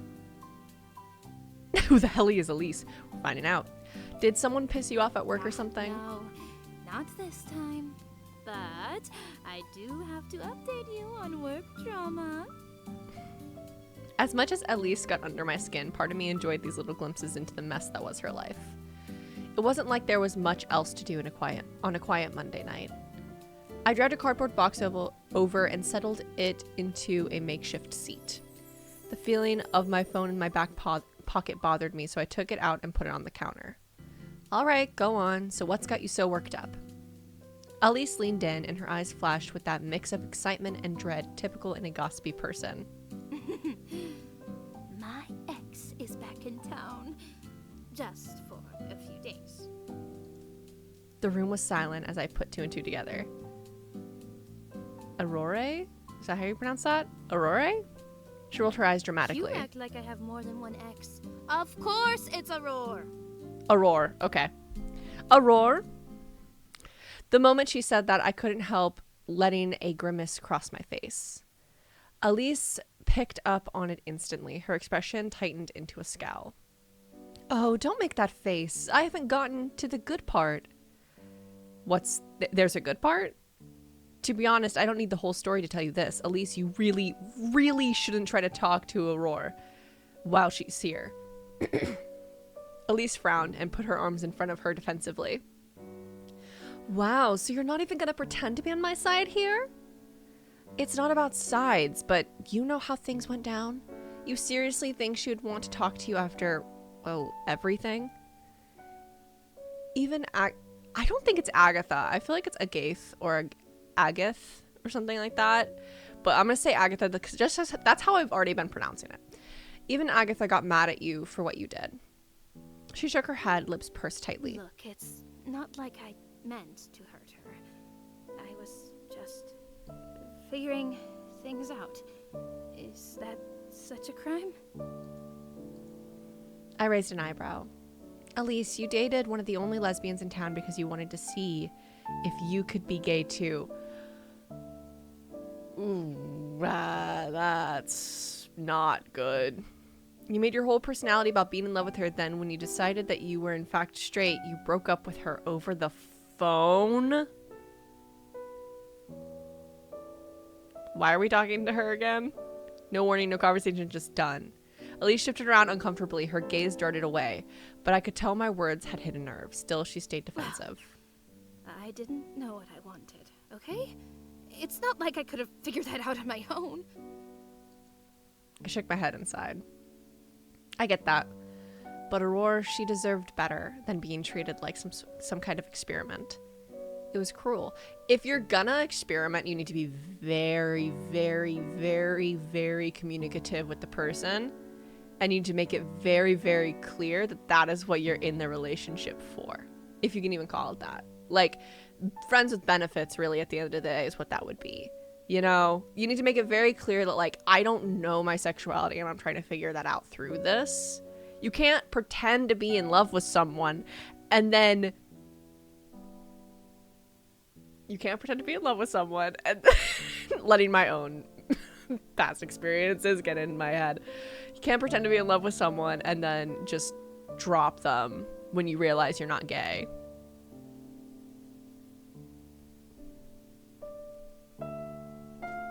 I'm looking at you. Not any of you. But you! Not you. Not you guys. Not you guys. Not the Blasumis. Not you guys. But you. If you know who you are, you probably don't even think about it that way. But you know. You know. Anyways, Elisa's face softened when she lowered her eyes in guilt. You really think she wouldn't want to see me? Not even to talk? I hesitated. Part of me wanted to go easy on her, to give her some comfort, but I couldn't let her off the hook that easily. Maybe someday, but right now I wouldn't count on it. I've been in Aurora's situation before. Not good. Not good, actually. Not good, actually. Not good. Not good. No bueno. Not good. Not good. So, Elise, you're kind of making me pissed off at you immediately. I looked at Elise, noticing the way her shoulder... I think a lot of queer women have experienced this experience. I think a lot of queer people have experienced this experience before. So... I looked at Elise, noticing the way her shoulders had slumped. Oh my god, I have one hair that's too long that keeps poking me in the eye. I'm gonna break it. Don't do that. It's bad for your hair, but I'm gonna do it. Noticing the way her shoulders had slumped and her gaze kept shifting around the floor. For all her rough edges, there was something almost vulnerable in her eyes at that moment that made me regret the harsh, I'm assuming, words so quickly. I found a typo. LLLL. Maybe it wasn't fair to write her off like I had. After all, relationships were messy and feelings weren't always so clear-cut. I adjusted myself in the cardboard box and softened my voice a little. Sorry if that was too harsh, Elise. I didn't mean to make it all seem so black and white. She shrugged and gave me a small understanding smile, though I could see the pain through her behind her eyes. I get it. It's a complicated story, to say the least. And it's not like you said something that wasn't true. I just don't really like to hear it. I'm reading chat and smiling, but this is not a smiling. I'm smiling at chat. I should not. I should lock in. Hold on. She glanced down at her hands, fidgeting with her ring and with a pensive expression on her face. I mean, everyone else sees me as the bad guy too, so there must be a valid reason. Yeah, and when you're in that type of situation, you look internally and you figure out, okay, what is the common denominator that everyone is pointing out? Is it something that I really need to work on? Okay, you look inside and you figure out, why did I feel the need to do that? Was it for the attention? Was it genuinely because I was curious about my sexuality? Was it because I did have feelings for her, but maybe I'm ace and I just don't know how to communicate that? Like, do a lot of research, figure out why you feel that way. At the end of the day, we are humans. We make mistakes. but it's about how we handle the apology and being able to admit we did something wrong that shows, I feel like, your character the most, right? So, yeah. Back in high school, everyone just assumed we'd end up together. I guess I just went along with it because I was too afraid to say I wasn't sure. She sighed bitterly. It's stupid, but I genuinely liked her. She was one of the first people who saw me, you know? Like, really saw me. Okay. I wanted to make it work with her. And if I had to force love, she was the only person I wished it could have happened with. Okay. Yeah, I understand where Elise is coming from a little bit more, but also, don't you think that she deserves true love? Not forced love? Not forced love, you know? Don't you feel like she deserves true love that is reciprocated evenly? If you love her that much? I truly believe if you love them, you will let them go type of love, right? It's fun to play into the obsessive, like, obsession. No, the obsessive, like, I love you so much, like, I need you, right? But, like, at the end of the day, we should never need another person to be whole. We are whole by ourselves, right? And we should always want the best for the people we love, even if that doesn't include us in the story. And that's a really hard pill to swallow. And that's an incredibly harder thing to put into practice. So by no means am I saying that everyone should be able to do that, because it takes a lot of learning who you are as a person, learning how you work, how you can best communicate that to other people, and how your attachment styles are. And if you really love that person in a romantic sense, or if it's just platonic, and if you need to let them be loved romantically, if that's what they're looking for, even if you love them so deeply platonically, you can't fulfill them for their romantic need. That doesn't mean breaking up with them, though, over a phone call. That means talking to them and saying, hey, listen, I don't think I love you in a romantic way like you love me, and I think you deserve to be loved so wholly, because I do love you, but I don't think I love you that way. I want to be in your life. I want to be present. I care about you so deeply, but I don't think I don't think I'm the best partner you could have, you know? I think that there's a better way to communicate that. But anyways, that's just me. This is obviously a intentionally flawed character in the game. So, like, I'm excited to learn more about her and hopefully get a little bit more insight. We'll see. I nodded and watched her attentively as she spoke. I could see she was still struggling with it. And now you're hoping to talk to her. Okay, hold on, my brain. And now you're hoping that talking to her might make things less messy? Elise looked up at me with a flicker of hope in her eyes. That was almost painful to see. Yeah, I just thought maybe if we could talk, I'd have a chance to explain myself. Maybe she'd understand that I didn't mean to hurt her. That I was trying to figure things out, just like everyone else. Understandable. And I do think that talking to her is not a bad idea, as long as you are willing to not have the apology accepted. And you can't ambush them. You have to make sure that they are okay with you talking to them, because they might not want to talk about it. You need to say, hey, I want to properly apologize to you. Like, open up with that. I want to properly apologize to you. I see you're in town. Can we meet up? If you're not comfortable, that's okay. Like, we don't have to. And leave the ball in their court. And then if they you know, come forward and are like, okay, yeah, no, I'm fine to talk. You need to still be okay with them not accepting your apology, because you're apologizing to make sure that you know in your consciousness that you can release that, right? And move forward with your life and try to just be a better person going forward, you know? What do you think? What do I think? a lot of things apparently because I have been talking throughout this entire section. I leaned back and considered her words. I could see where she was coming from, but it couldn't erase what had happened. Even if I feel bad for you, you did use her. If that's how it went, Aurora isn't exactly blameless either. No, Aurora is blameless. Sorry. Aurora's innocent here from everything I've heard. I wanted another answer that's like, well, yeah, talk to her, but don't, you know. Talk to her, but don't, you know, pressure her into receiving your apology. Bruh. I guess I have to say you did use her. You're in the wrong. You're in the wrong. Elise is in the wrong, but also she has the ability to reach out and try to apologize. Like, that's fine. There's no in between, though. It's just black or white. Even if you feel bad, you did use her, is what I'll say, I guess. There's not a good answer here. I took a deep breath, hoping my words wouldn't sound too harsh, but I couldn't sugarcoat it for her. Elise, even if you feel bad, you did use her. Okay, that wasn't too harsh. Okay. You might not have meant to, but you did put your own feelings above hers. That is true.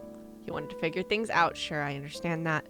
But you didn't think about how it would affect her. That's also true. She looked away and I pressed, okay. I'm glad we said it that way. Because sometimes with visual novels, you do not know how the character is going to say. It could be like, I agree. You click on it, it's like, I agree, except you're a dumb bitch. And it's like, I didn't mean to say that. Why didn't you tell me the whole fucking line I was supposed to say? What? I was trying to agree with her, you know? So I'm glad that, like, we said it in a good way, because I was really nervous when clicking the option. A cat has entered my office, by the way. She might. Come here. What are you doing?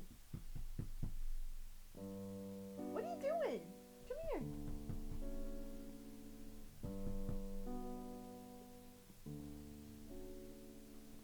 She's laying in the corner.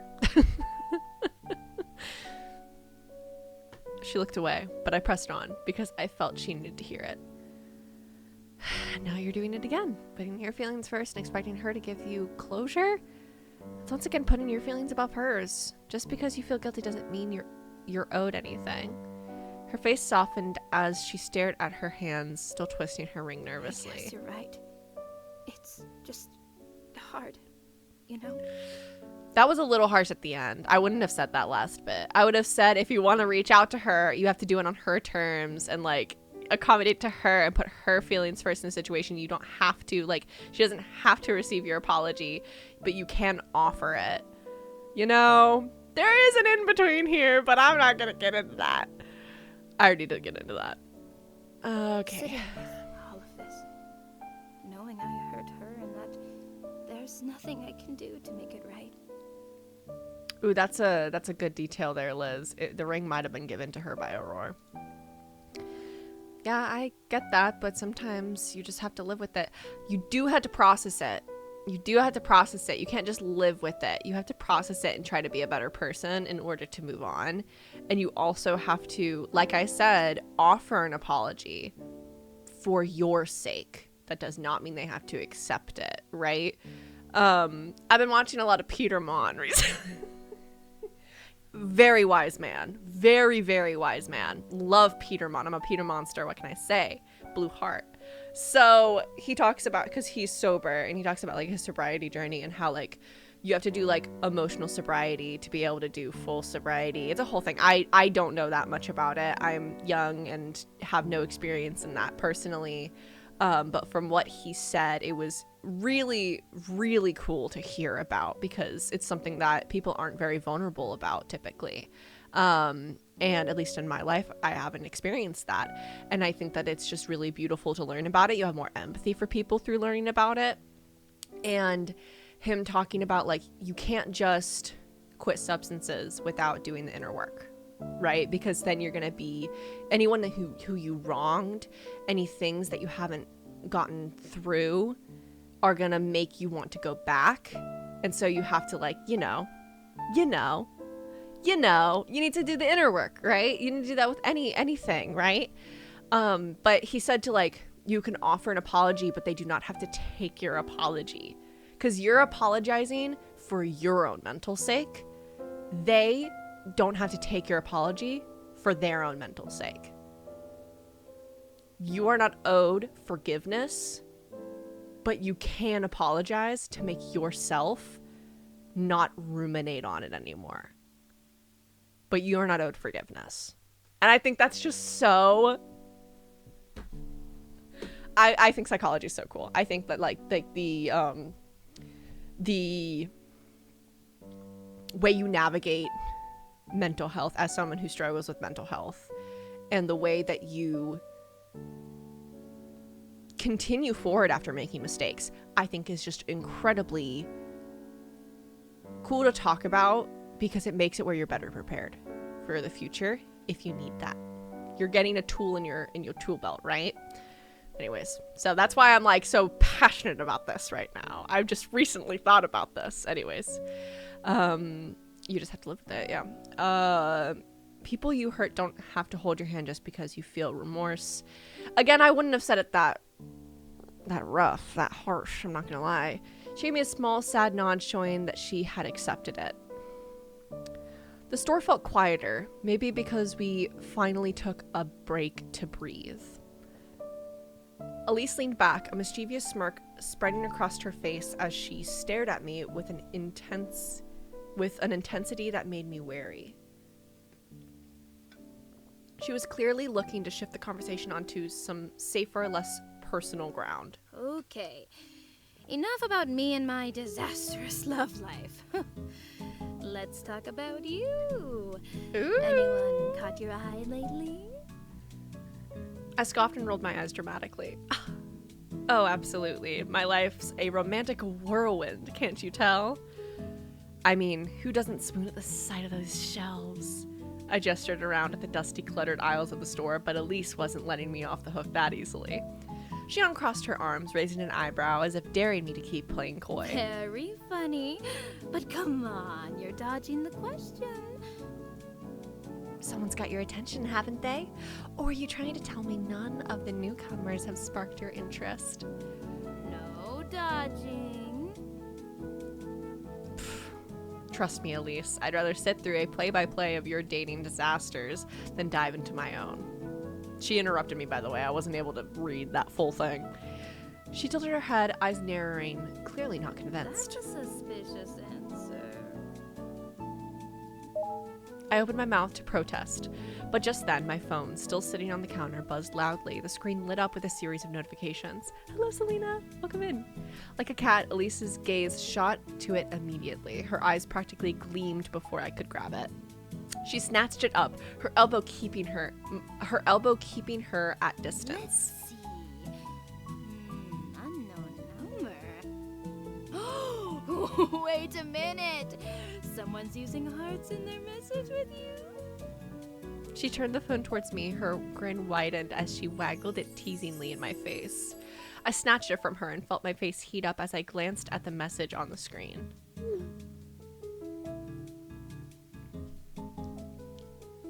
Hey, Rowan.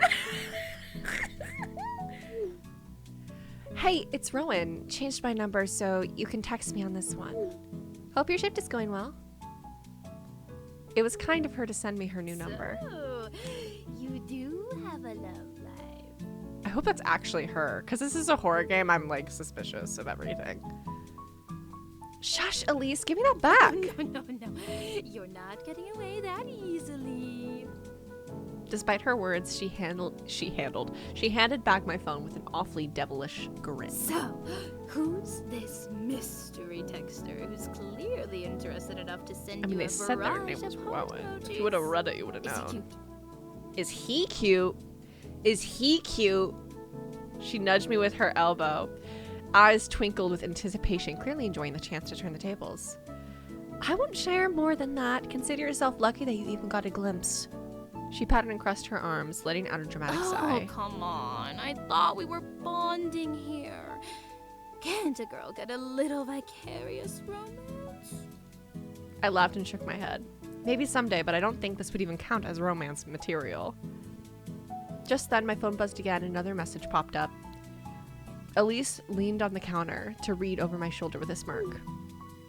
I'll try to be pushy, but can you answer just in case I sent this to the wrong number, please? That's how I am. That's so how I am.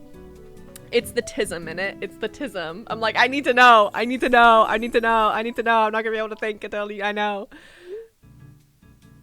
Oh, that's such a cute little. Oh, that's such a cute little icon for us. I love the icons. Yeah, it's me. Sorry for taking a while to reply. I'm with a customer right now. No problem. Have a great night. Stop staring, Elise. Her eyes locked on me with a pleased grin on her lips, still sitting on the edge of the chair. What are you talking about? I'm not staring. She brought her hand to her chest, feigning ignorance without losing her grin. I'm definitely not enjoying a little second-hand romance. I actually have work to get back to. You know, those shelves don't stock themselves. An actual customer might show up. Oh, yes. The dozens of customers who come in at this time of day. Don't you have stuff you need to get to as well, Elise? We were talking. That is something I'd like to get back to. By something, I meant an actual activity. Boo, you're no fun, Izzy. Am I wrong? Don't you have anything to do on a Monday night? Ooh, no need to call me out of my poor social life, all right? I'll leave you to your very important job. Elise jumped up from the chair, turned towards the door, and started walking away. Thank you. And you're really not supposed to be behind the counter. Yeah, of course. She waved her hand nonchalantly. I heard the familiar doorbell chime, followed by the soft sound of the door closing. I swear. I looked at my phone one last time before I got back to work, not able to hold back a small smile when I looked at the messages from Rowan. The week had started off well. Ooh, we're already on day 3? Oh my god. Some days it just feels like... Oh, wait, hold on. Let me save.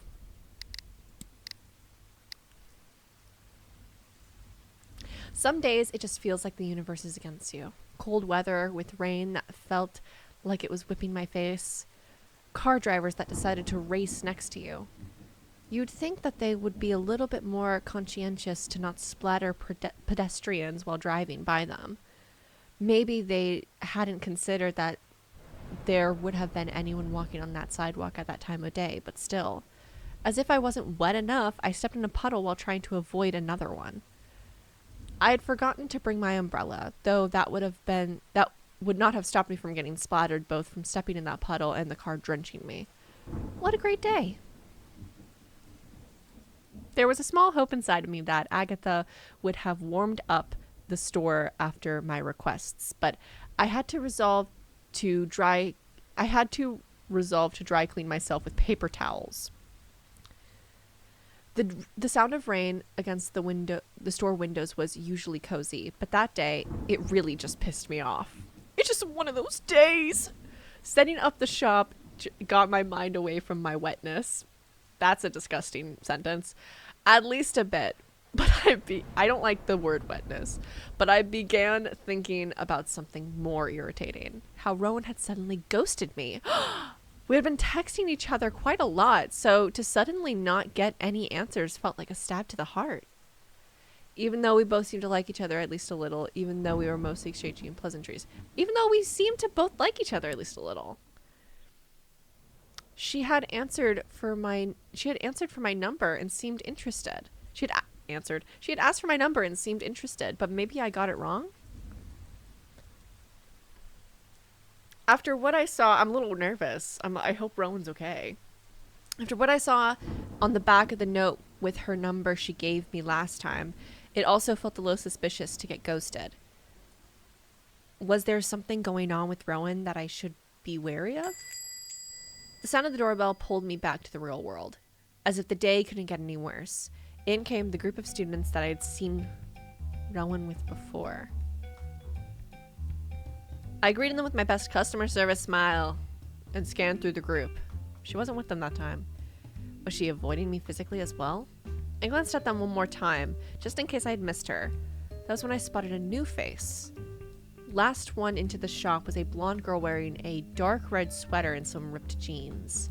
She strolled in, looked around the shop with her gaze. Though she didn't really stand out, all the people in the group appeared to look at her while they tried to make jokes. I easily recognized that situation from my high school years. Come here, baby. Come here. Rory's meowing. Come here. Come here, babies. Come hang out.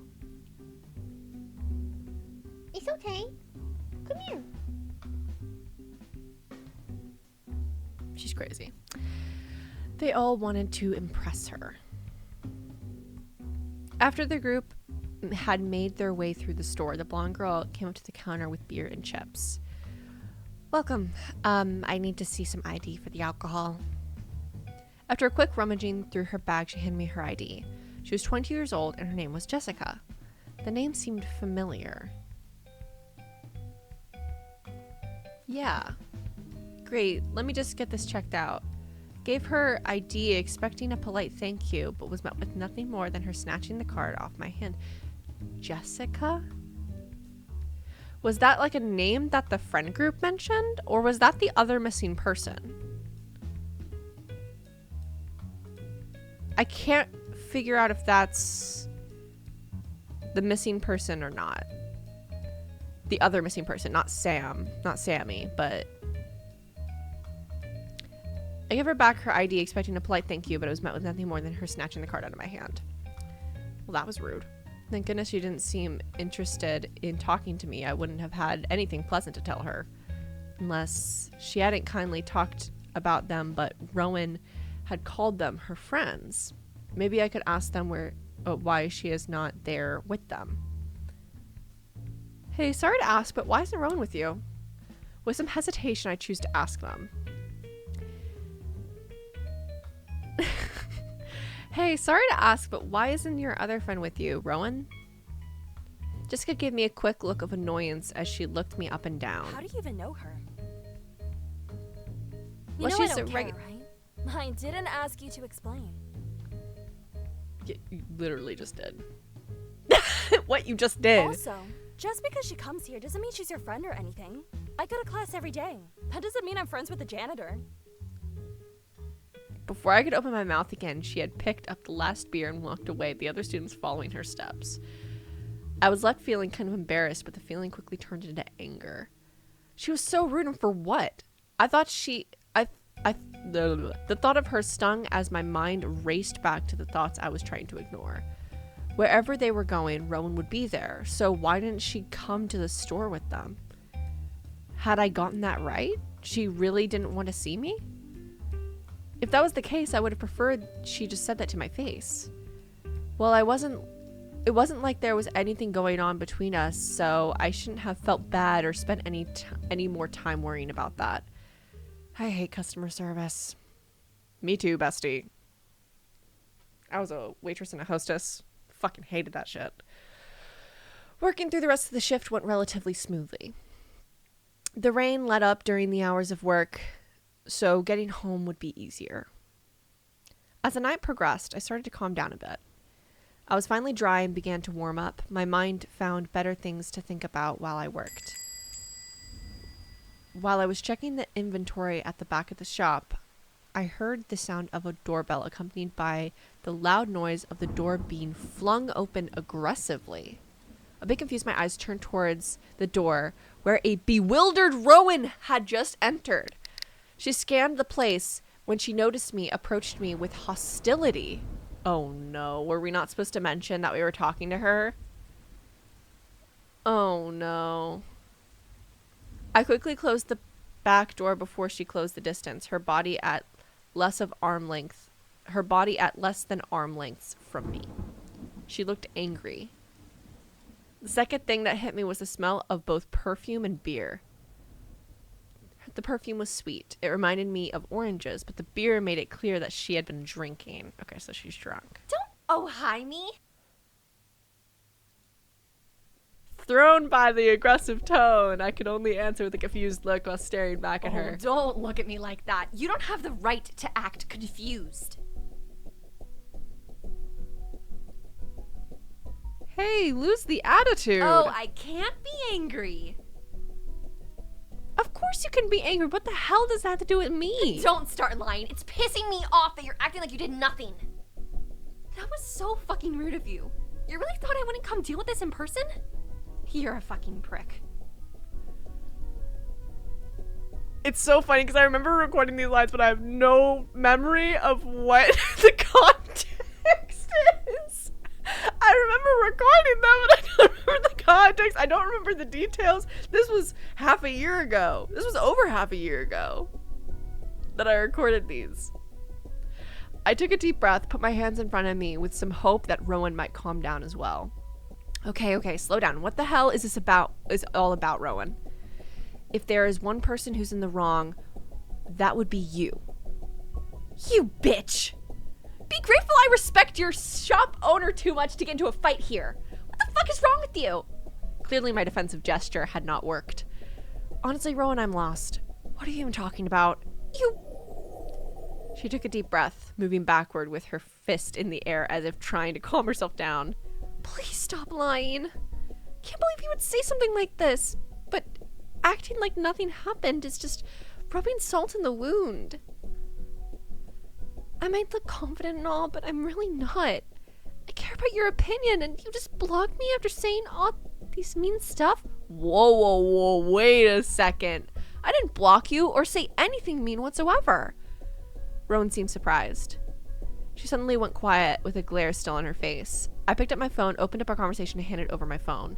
She took the phone from my hands and began reading through the texts. Her face shifted from anger to confusion to worriness to anxiousness, and lastly, something seemed to be embarrassment.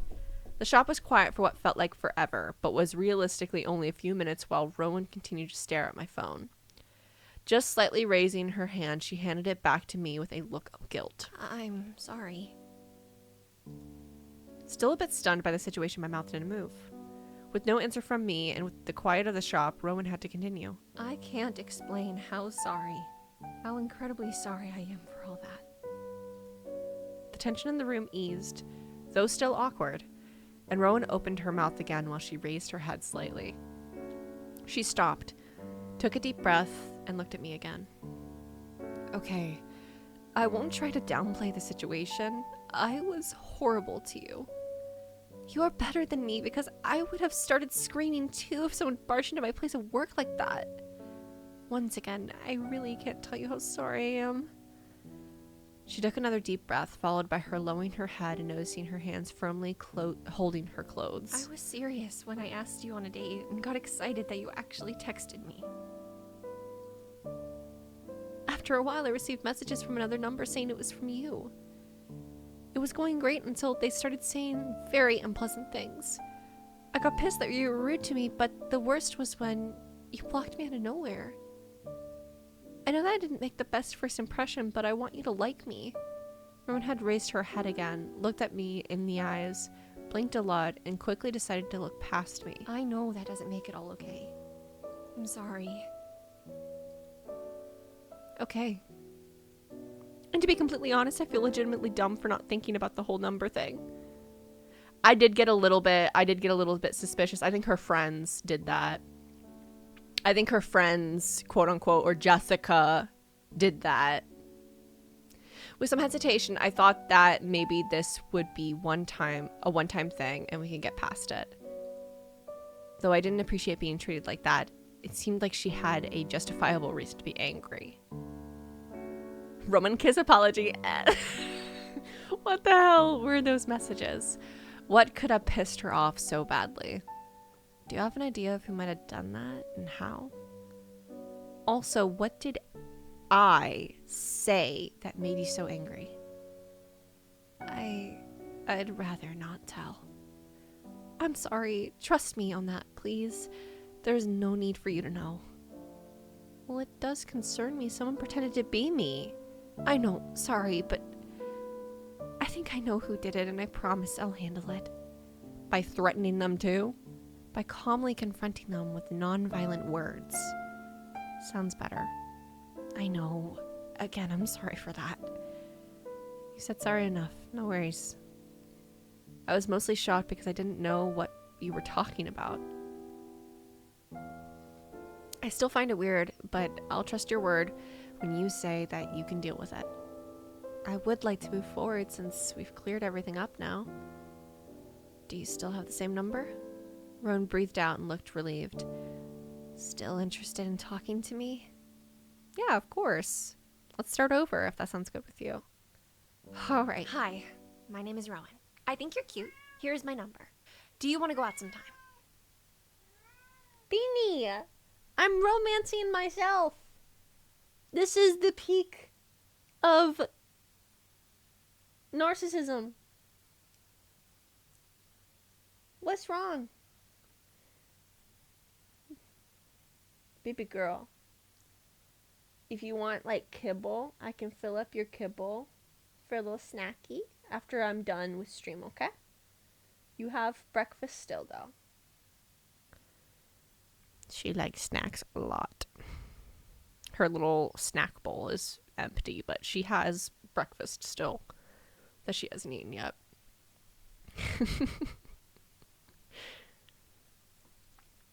Hi, Rowan. My name is Izzy, and here's my number. Also, I'd love to hang out with you next weekend. I'd love to go on a date with you next weekend. Well, that is if that works with you. Rowan's cheeks went red, and she had a smile on her lips. Yeah, that works for me. Her voice was a bit shaky, sounding nervous, but she looked happy. Seeing it made me smile as well, and I was excited to learn more about her. For a moment, everything seemed perfect, but obviously the world is cruel, and our chat got cut short by a call coming from Rowan's phone.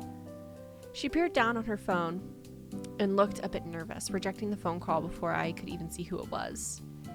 Sorry to dip out so quickly after all that, but I have something I really need to deal with, so I can't stay any longer. Sorry. That's okay. I'm still working anyway.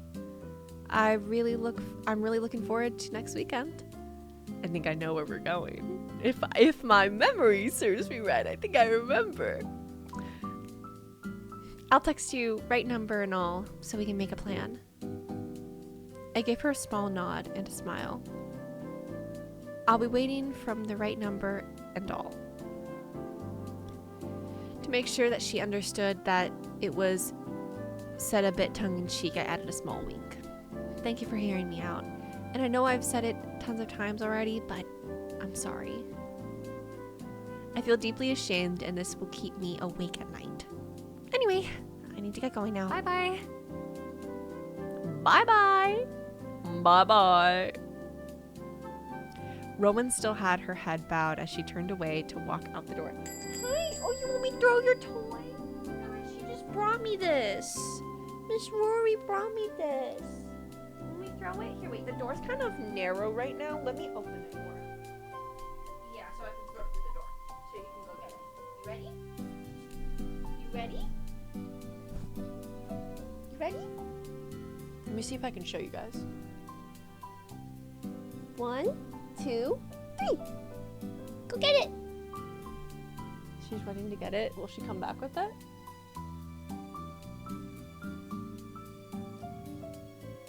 I see her shadow moving closer. She might not come back with it.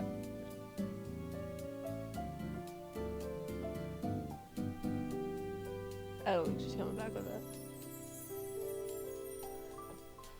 Oh yeah, no, she's playing with it now. Okay.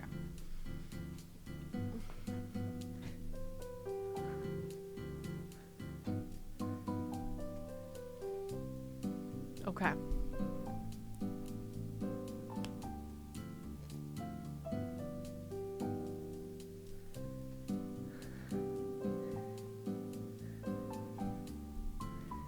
We shared the class.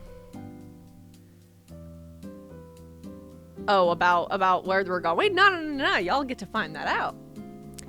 That time the door opened and closed softly, like she was trying to make up for how she had slammed it earlier.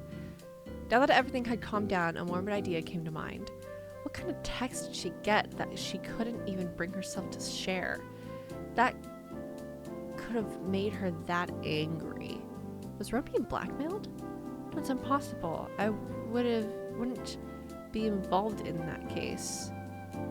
I was so on edge thinking that way. She said she would handle the matter. If she was able to do so, it must not be that severe. But they insulted her incredibly. What could have freaked her out so much? Like, is something I could have known that would make her feel threatened? That would explain her reaction. It could be. The doorbell cut me from my thoughts, but to my surprise, it was only the wind. Oh, she didn't close the door fully. I went to fix that, making sure the sign didn't flip in the process. That's suspicious. I don't like that. That's suspicious. I don't like the idea of the door opening by itself. I should relax during the rest of my shift. Thinking about what we could do on our date would be better than fall into paranoia. I'll do that. Oh my god, day 4! Oh my gosh. The morning sun cast a soft glow on the walls of my bedroom through the thin curtains. The weather had finally shifted. After weeks of cold, biting winds and gray skies, September had decided to grace us with a rare warmth. The air had been crisp but gentle, carrying the faint scent of morning dew. It felt like the perfect day to step outside. Ooh, we're in her house. I hadn't been able to stop overthinking everything that had happened recently. Rowan's outburst. It felt like a puzzle I wasn't able to solve, as there were too many missing pieces. But there I was, about to go on a date with someone who was still, for all intents and purposes, a stranger. What was wrong with me? As usual, I was about to spiral down when I heard a knock at the door. Game whispers. What the fuck? Game whispers? Game whispers? What? I went to check, and there stood my downstairs neighbor waiting silently outside. Hi, Paul. What's up? Hi, just wanted to let you know that I'll be out of town for 4 days and the girls are staying at home by themselves. I trust Nina, but just in case, I told them if there's any issue that they can knock on your door. Is that alright with you? Sure, but they know I'm out at night during weekdays, right? Yeah, they know. I just wanted to make sure that it was no bother for you that I told the girls they could rely on you. Of course, they can come if they need anything. I'll text you if there are any issues. Thanks, Izzy. Have a great day. You too, Paul. I heard his footsteps creaking down the stairs before his front door closing shut behind him. Back in my loneliness once again, a strange feeling went up my spine. Something I couldn't quite place. Maybe it was just the shift in the atmosphere or the quiet pressing in too suddenly after the brief conversation. Maybe it was nothing. It was clear I was clearly not doing well. Don't stray. I glanced at the door, hesitating. Was going out really a good idea? Go on the date. I exhaled and tried to shake off the uneasy feeling. I had been spending too much time alone lately, and it wasn't doing me any favors. If I let myself get stuck in my mind any longer, I would just end up making everything worse. I needed this. Moreover, I enjoyed Rowan's company. I stood in front of the mirror, absently tugging at the hem of my skirt. My reflection stared back at me, distant. Was that too casual? I hesitated. Maybe I should change to something more fancy, but no, I wasn't going to overthink again. I was just going out. Still, something in me made me pause before stepping away from the mirror. What did we plan today again? Sorry, I don't like things with mirrors. An aquarium visit. How could I forget? She was the one who proposed the idea. It was a bit far away, but Rowan knew about a good place worth visiting even at that time of the year. I wonder how she learned about that place. The aquarium was quieter than I had expected. I went to the aquarium because I know that my character likes whale sharks. I hope that was the right choice, though. The aquarium was quieter than I had expected. Muted lighting, soft reflections from the tanks rippling across the walls. There were a few parents walking around with their kids. I glanced down at my phone. No service. Figures. I put it back into my pocket and leaned against the cool railing by the jellyfish exhibit. The pulse of light inside the tank was almost hypnotic. Then I saw her. Rowan was not quite rushing, but definitely walking fast. I watched her from across the room, obscured behind a group of tourists. She stopped for a second, took out a small mirror from her bag, and checked her makeup with a tiny frown, and ran her fingers through her bangs. Me too, bestie, me too. I looked at her, my gaze followed her movements. Why did she seem so nervous? She just wanted, because she's on a date. What the heck? Yuri Aquarium? Ah, classic. Exactly. She adjusted one of her boots and in the process finally spotted me. A small flicker of surprise crossed her face and then she came over. Hi. You been here long? Just a couple minutes. No signal near though. It's almost like a Faraday cage. She nodded like she already knew. Her shoulders eased up a little bit. I couldn't tell if it was from relief or just nerves still working themselves out. Seeing that she seemed stressed. That's a tongue twister. I tried to start the conversation. You look really nice, by the way. Rowan stood still for a second, not reacting in any way, before giving me a heartwarmed smile. Thank you. You look nice too. She finally seemed to relax. Her eyes flickered past the tank behind me. So, have you ever been here before? Nope, first time. I didn't even know we had an aquarium in the region. Really? There's so many of them. Wait, you never went to Cherbourg? They have a museum about sea exploration and the ocean. I don't have a car and my parents really never took me. Oh, I see. You should visit one day. It's better than this place, to be completely honest. We should have gone there today. Yeah, but I wanted to visit this one with you. It's kind of a hidden gem. It's not a big aquarium, but the staff here take really good care of the animals. They don't just toss fish in the tanks and call it a day. I looked around. The tanks were clean. Actually, they were crystal clear. The fish swam with that unbothered sort of elegance. I didn't know enough about fish care to be sure if they looked all healthy. That's why I think it's worth coming here. Her voice had softened. To support your local aquarium, you know? I see. How do you find out about this place? Oh, funny story. My dad used to bring me here when I was in middle school. We would pass by here after Taekwondo practice every Wednesday. You did Taekwondo? Surprised? I don't know, I just didn't imagine you as a sporty kid. Oh, I wasn't. My mom says I used to be an aggressive kid, so my parents enrolled me in Taekwondo to help me with discipline. My dad was happy because he thought I could make friends with other Asian kids there. Yeah, because Rowan is half, I think, Taiwanese, half French. I hope I'm remembering that correctly. I stared at her for a second longer than I meant to, which she seemed to notice. Oh, right. For context, my dad is Taiwanese. Yes, she is Taiwanese. Yeah. There weren't a lot of Asian kids in our area, so she was excited anytime there was a chance we could possibly meet people with similar heritage. Oh, sorry, I didn't mean to make a face or anything. You're fine, I get it. I don't really look the part. She said it lightly, but I couldn't tell how much of it was a joke and how much was just discomfort. Before I could say anything else, she turned towards the exhibit. Well, let's go spend the afternoon at the entrance. We can follow the exhibit path if you want. I gave her an affirmative nod and then followed her into the dimly lit hall, surrounded by soft bubbling sounds and the glow of blue tanks. I love aquariums.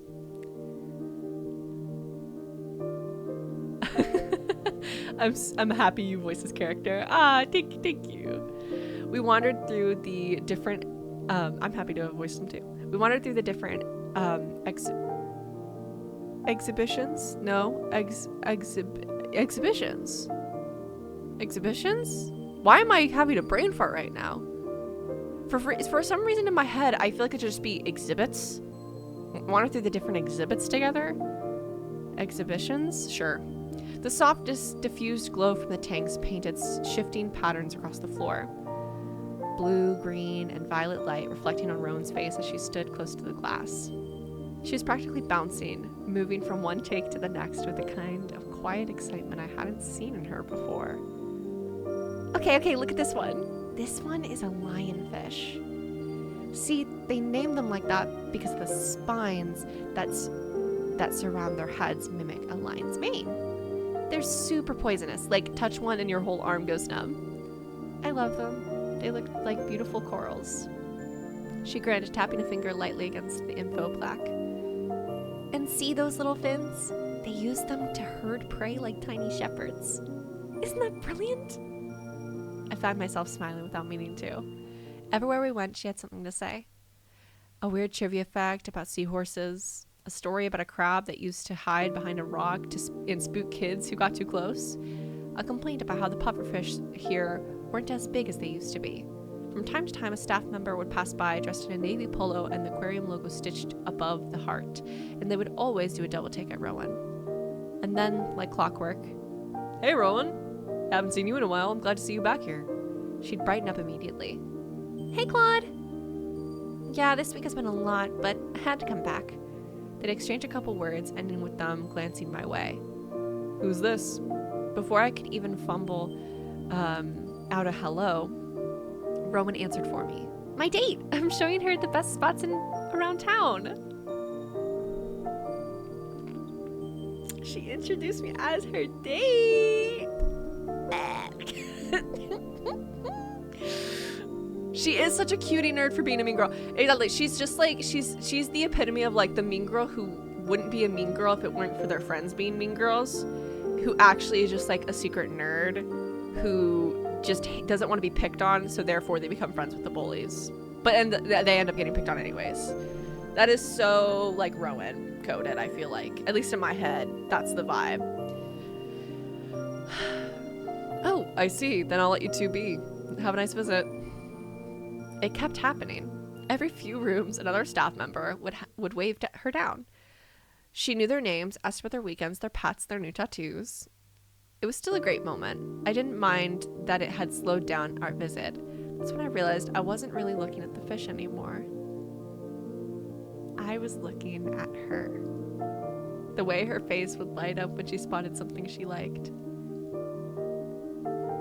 How animated she was. Words coming out faster than usual. Like she couldn't wait to get them out fast enough. She couldn't get them out fast enough. That's when it hit me.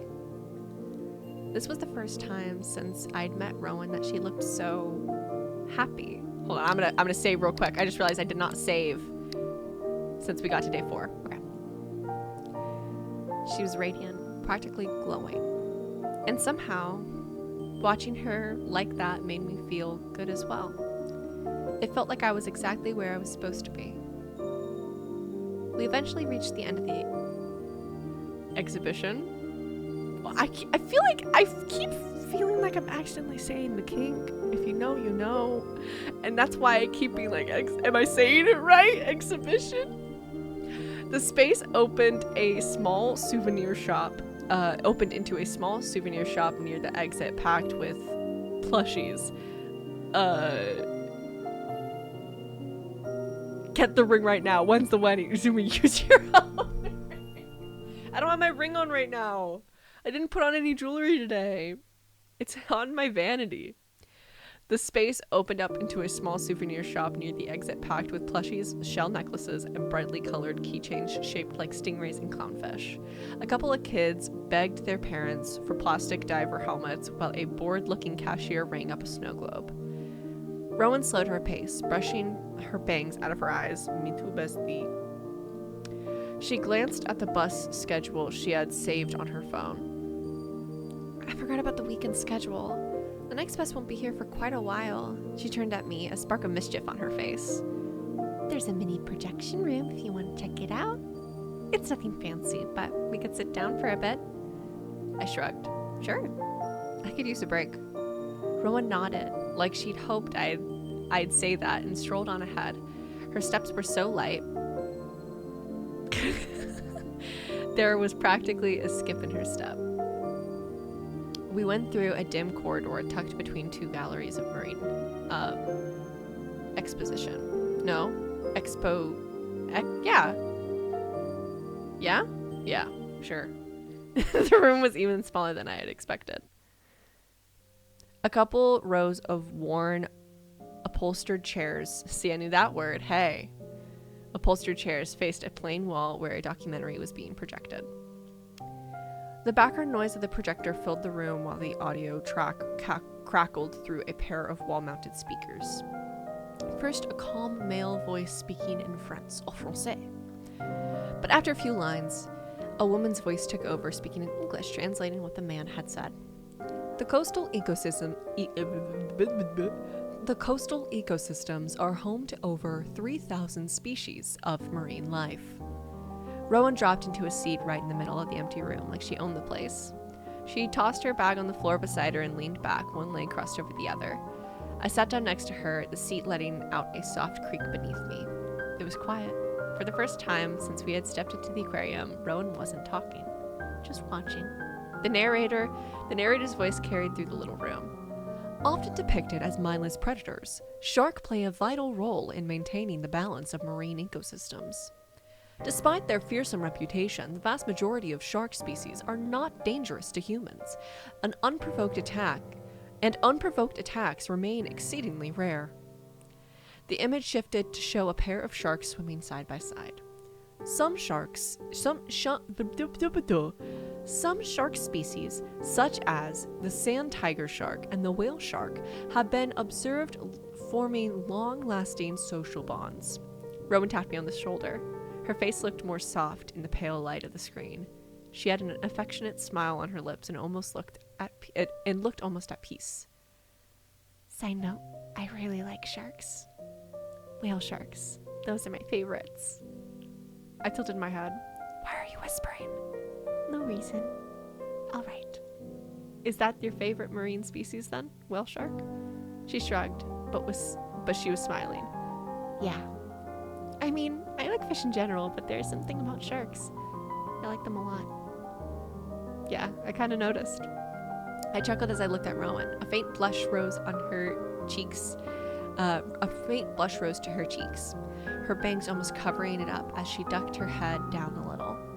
Sorry if I've been talking your ear off today. I get chatty when I'm excited about something. I shook my head. Don't apologize. I've had a really good time. I've been really stressed these days, and this helped me relax. So thanks for bringing me here. Rowan looked over at me, and for a second, the room felt even more quiet. She then smiled again. I'm glad. Rowan's hand brushed against mine, fingers lingering. Then she let it rest there, light, careful, but undeniably there. I didn't know what to do with the sudden warmth of her skin, so I tried not to move at all, to not ruin the moment. It was nothing dramatic, just a simple soft touch that made me suddenly hyper-aware of every inch of the space between us. Neither of us said anything. The projection kept playing and kept my gaze fixed on the screen. A few minutes later, the documentary ended with a slow fade out. The credits began to roll with white text over a simple underwater backdrop. It loops. It's the same documentary on repeat. Wait, so you've already watched all that? Yeah, multiple times. And it doesn't bore you? No. It's not thrilling, but I still find it enjoyable. The best part, though, is that I can quote the whole thing.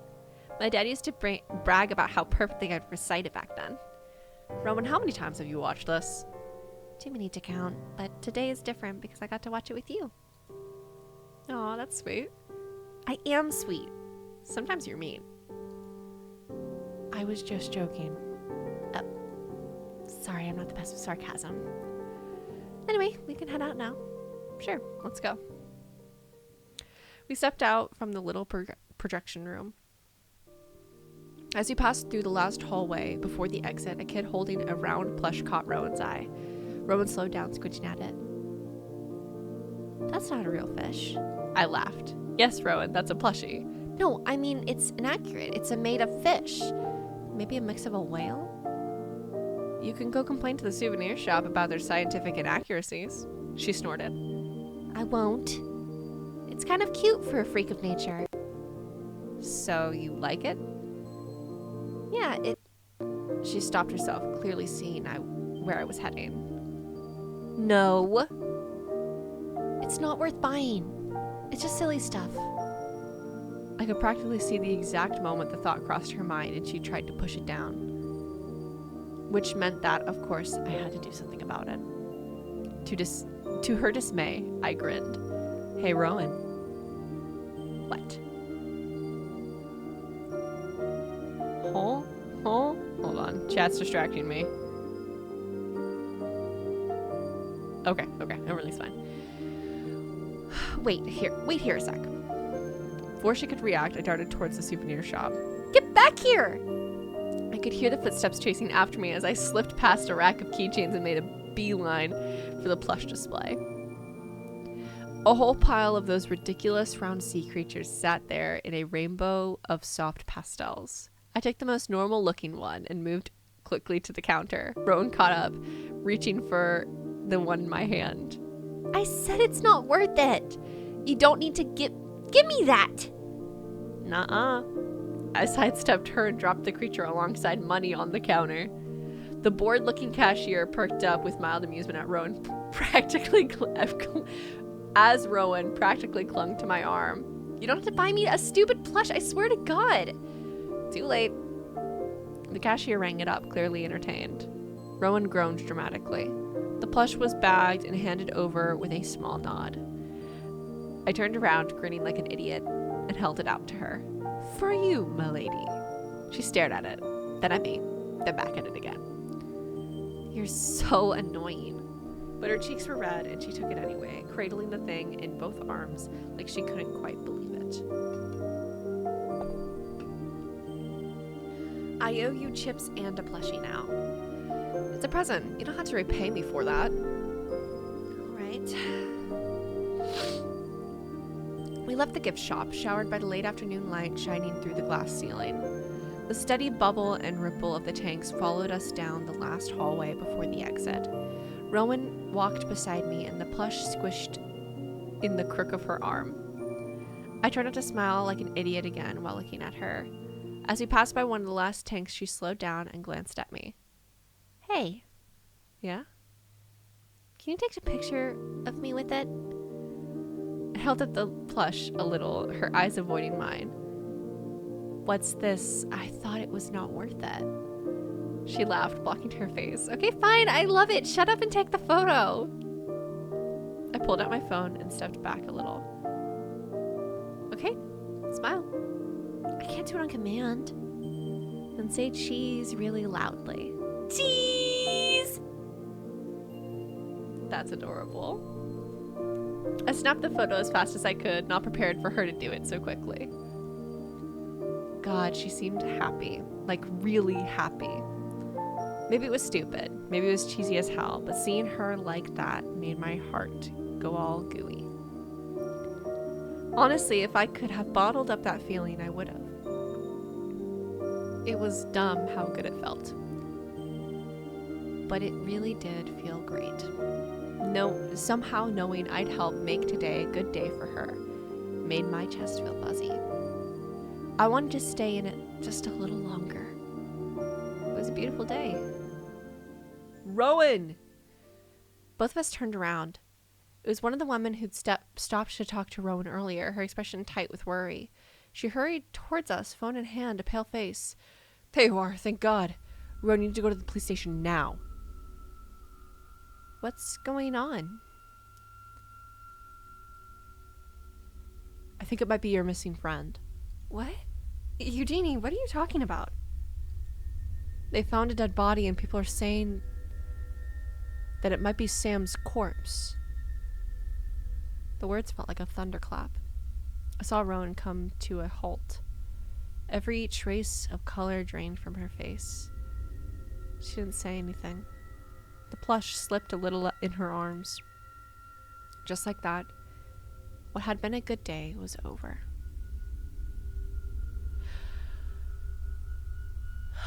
That's what's out right now? That's crazy. I need more. What? We got the good ending. Yay! We got the good ending with Rowan. Okay. I need more. What? What? Huh?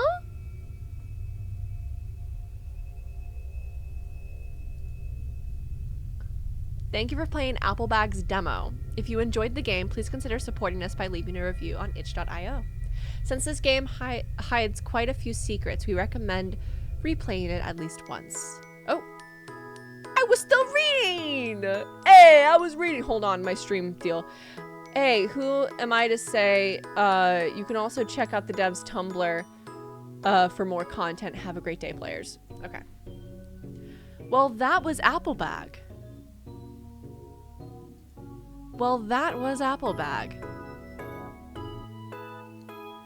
Thank you guys so much for joining.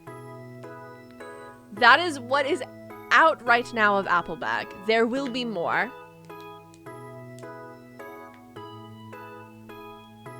And I'm very excited to voice Rowan more.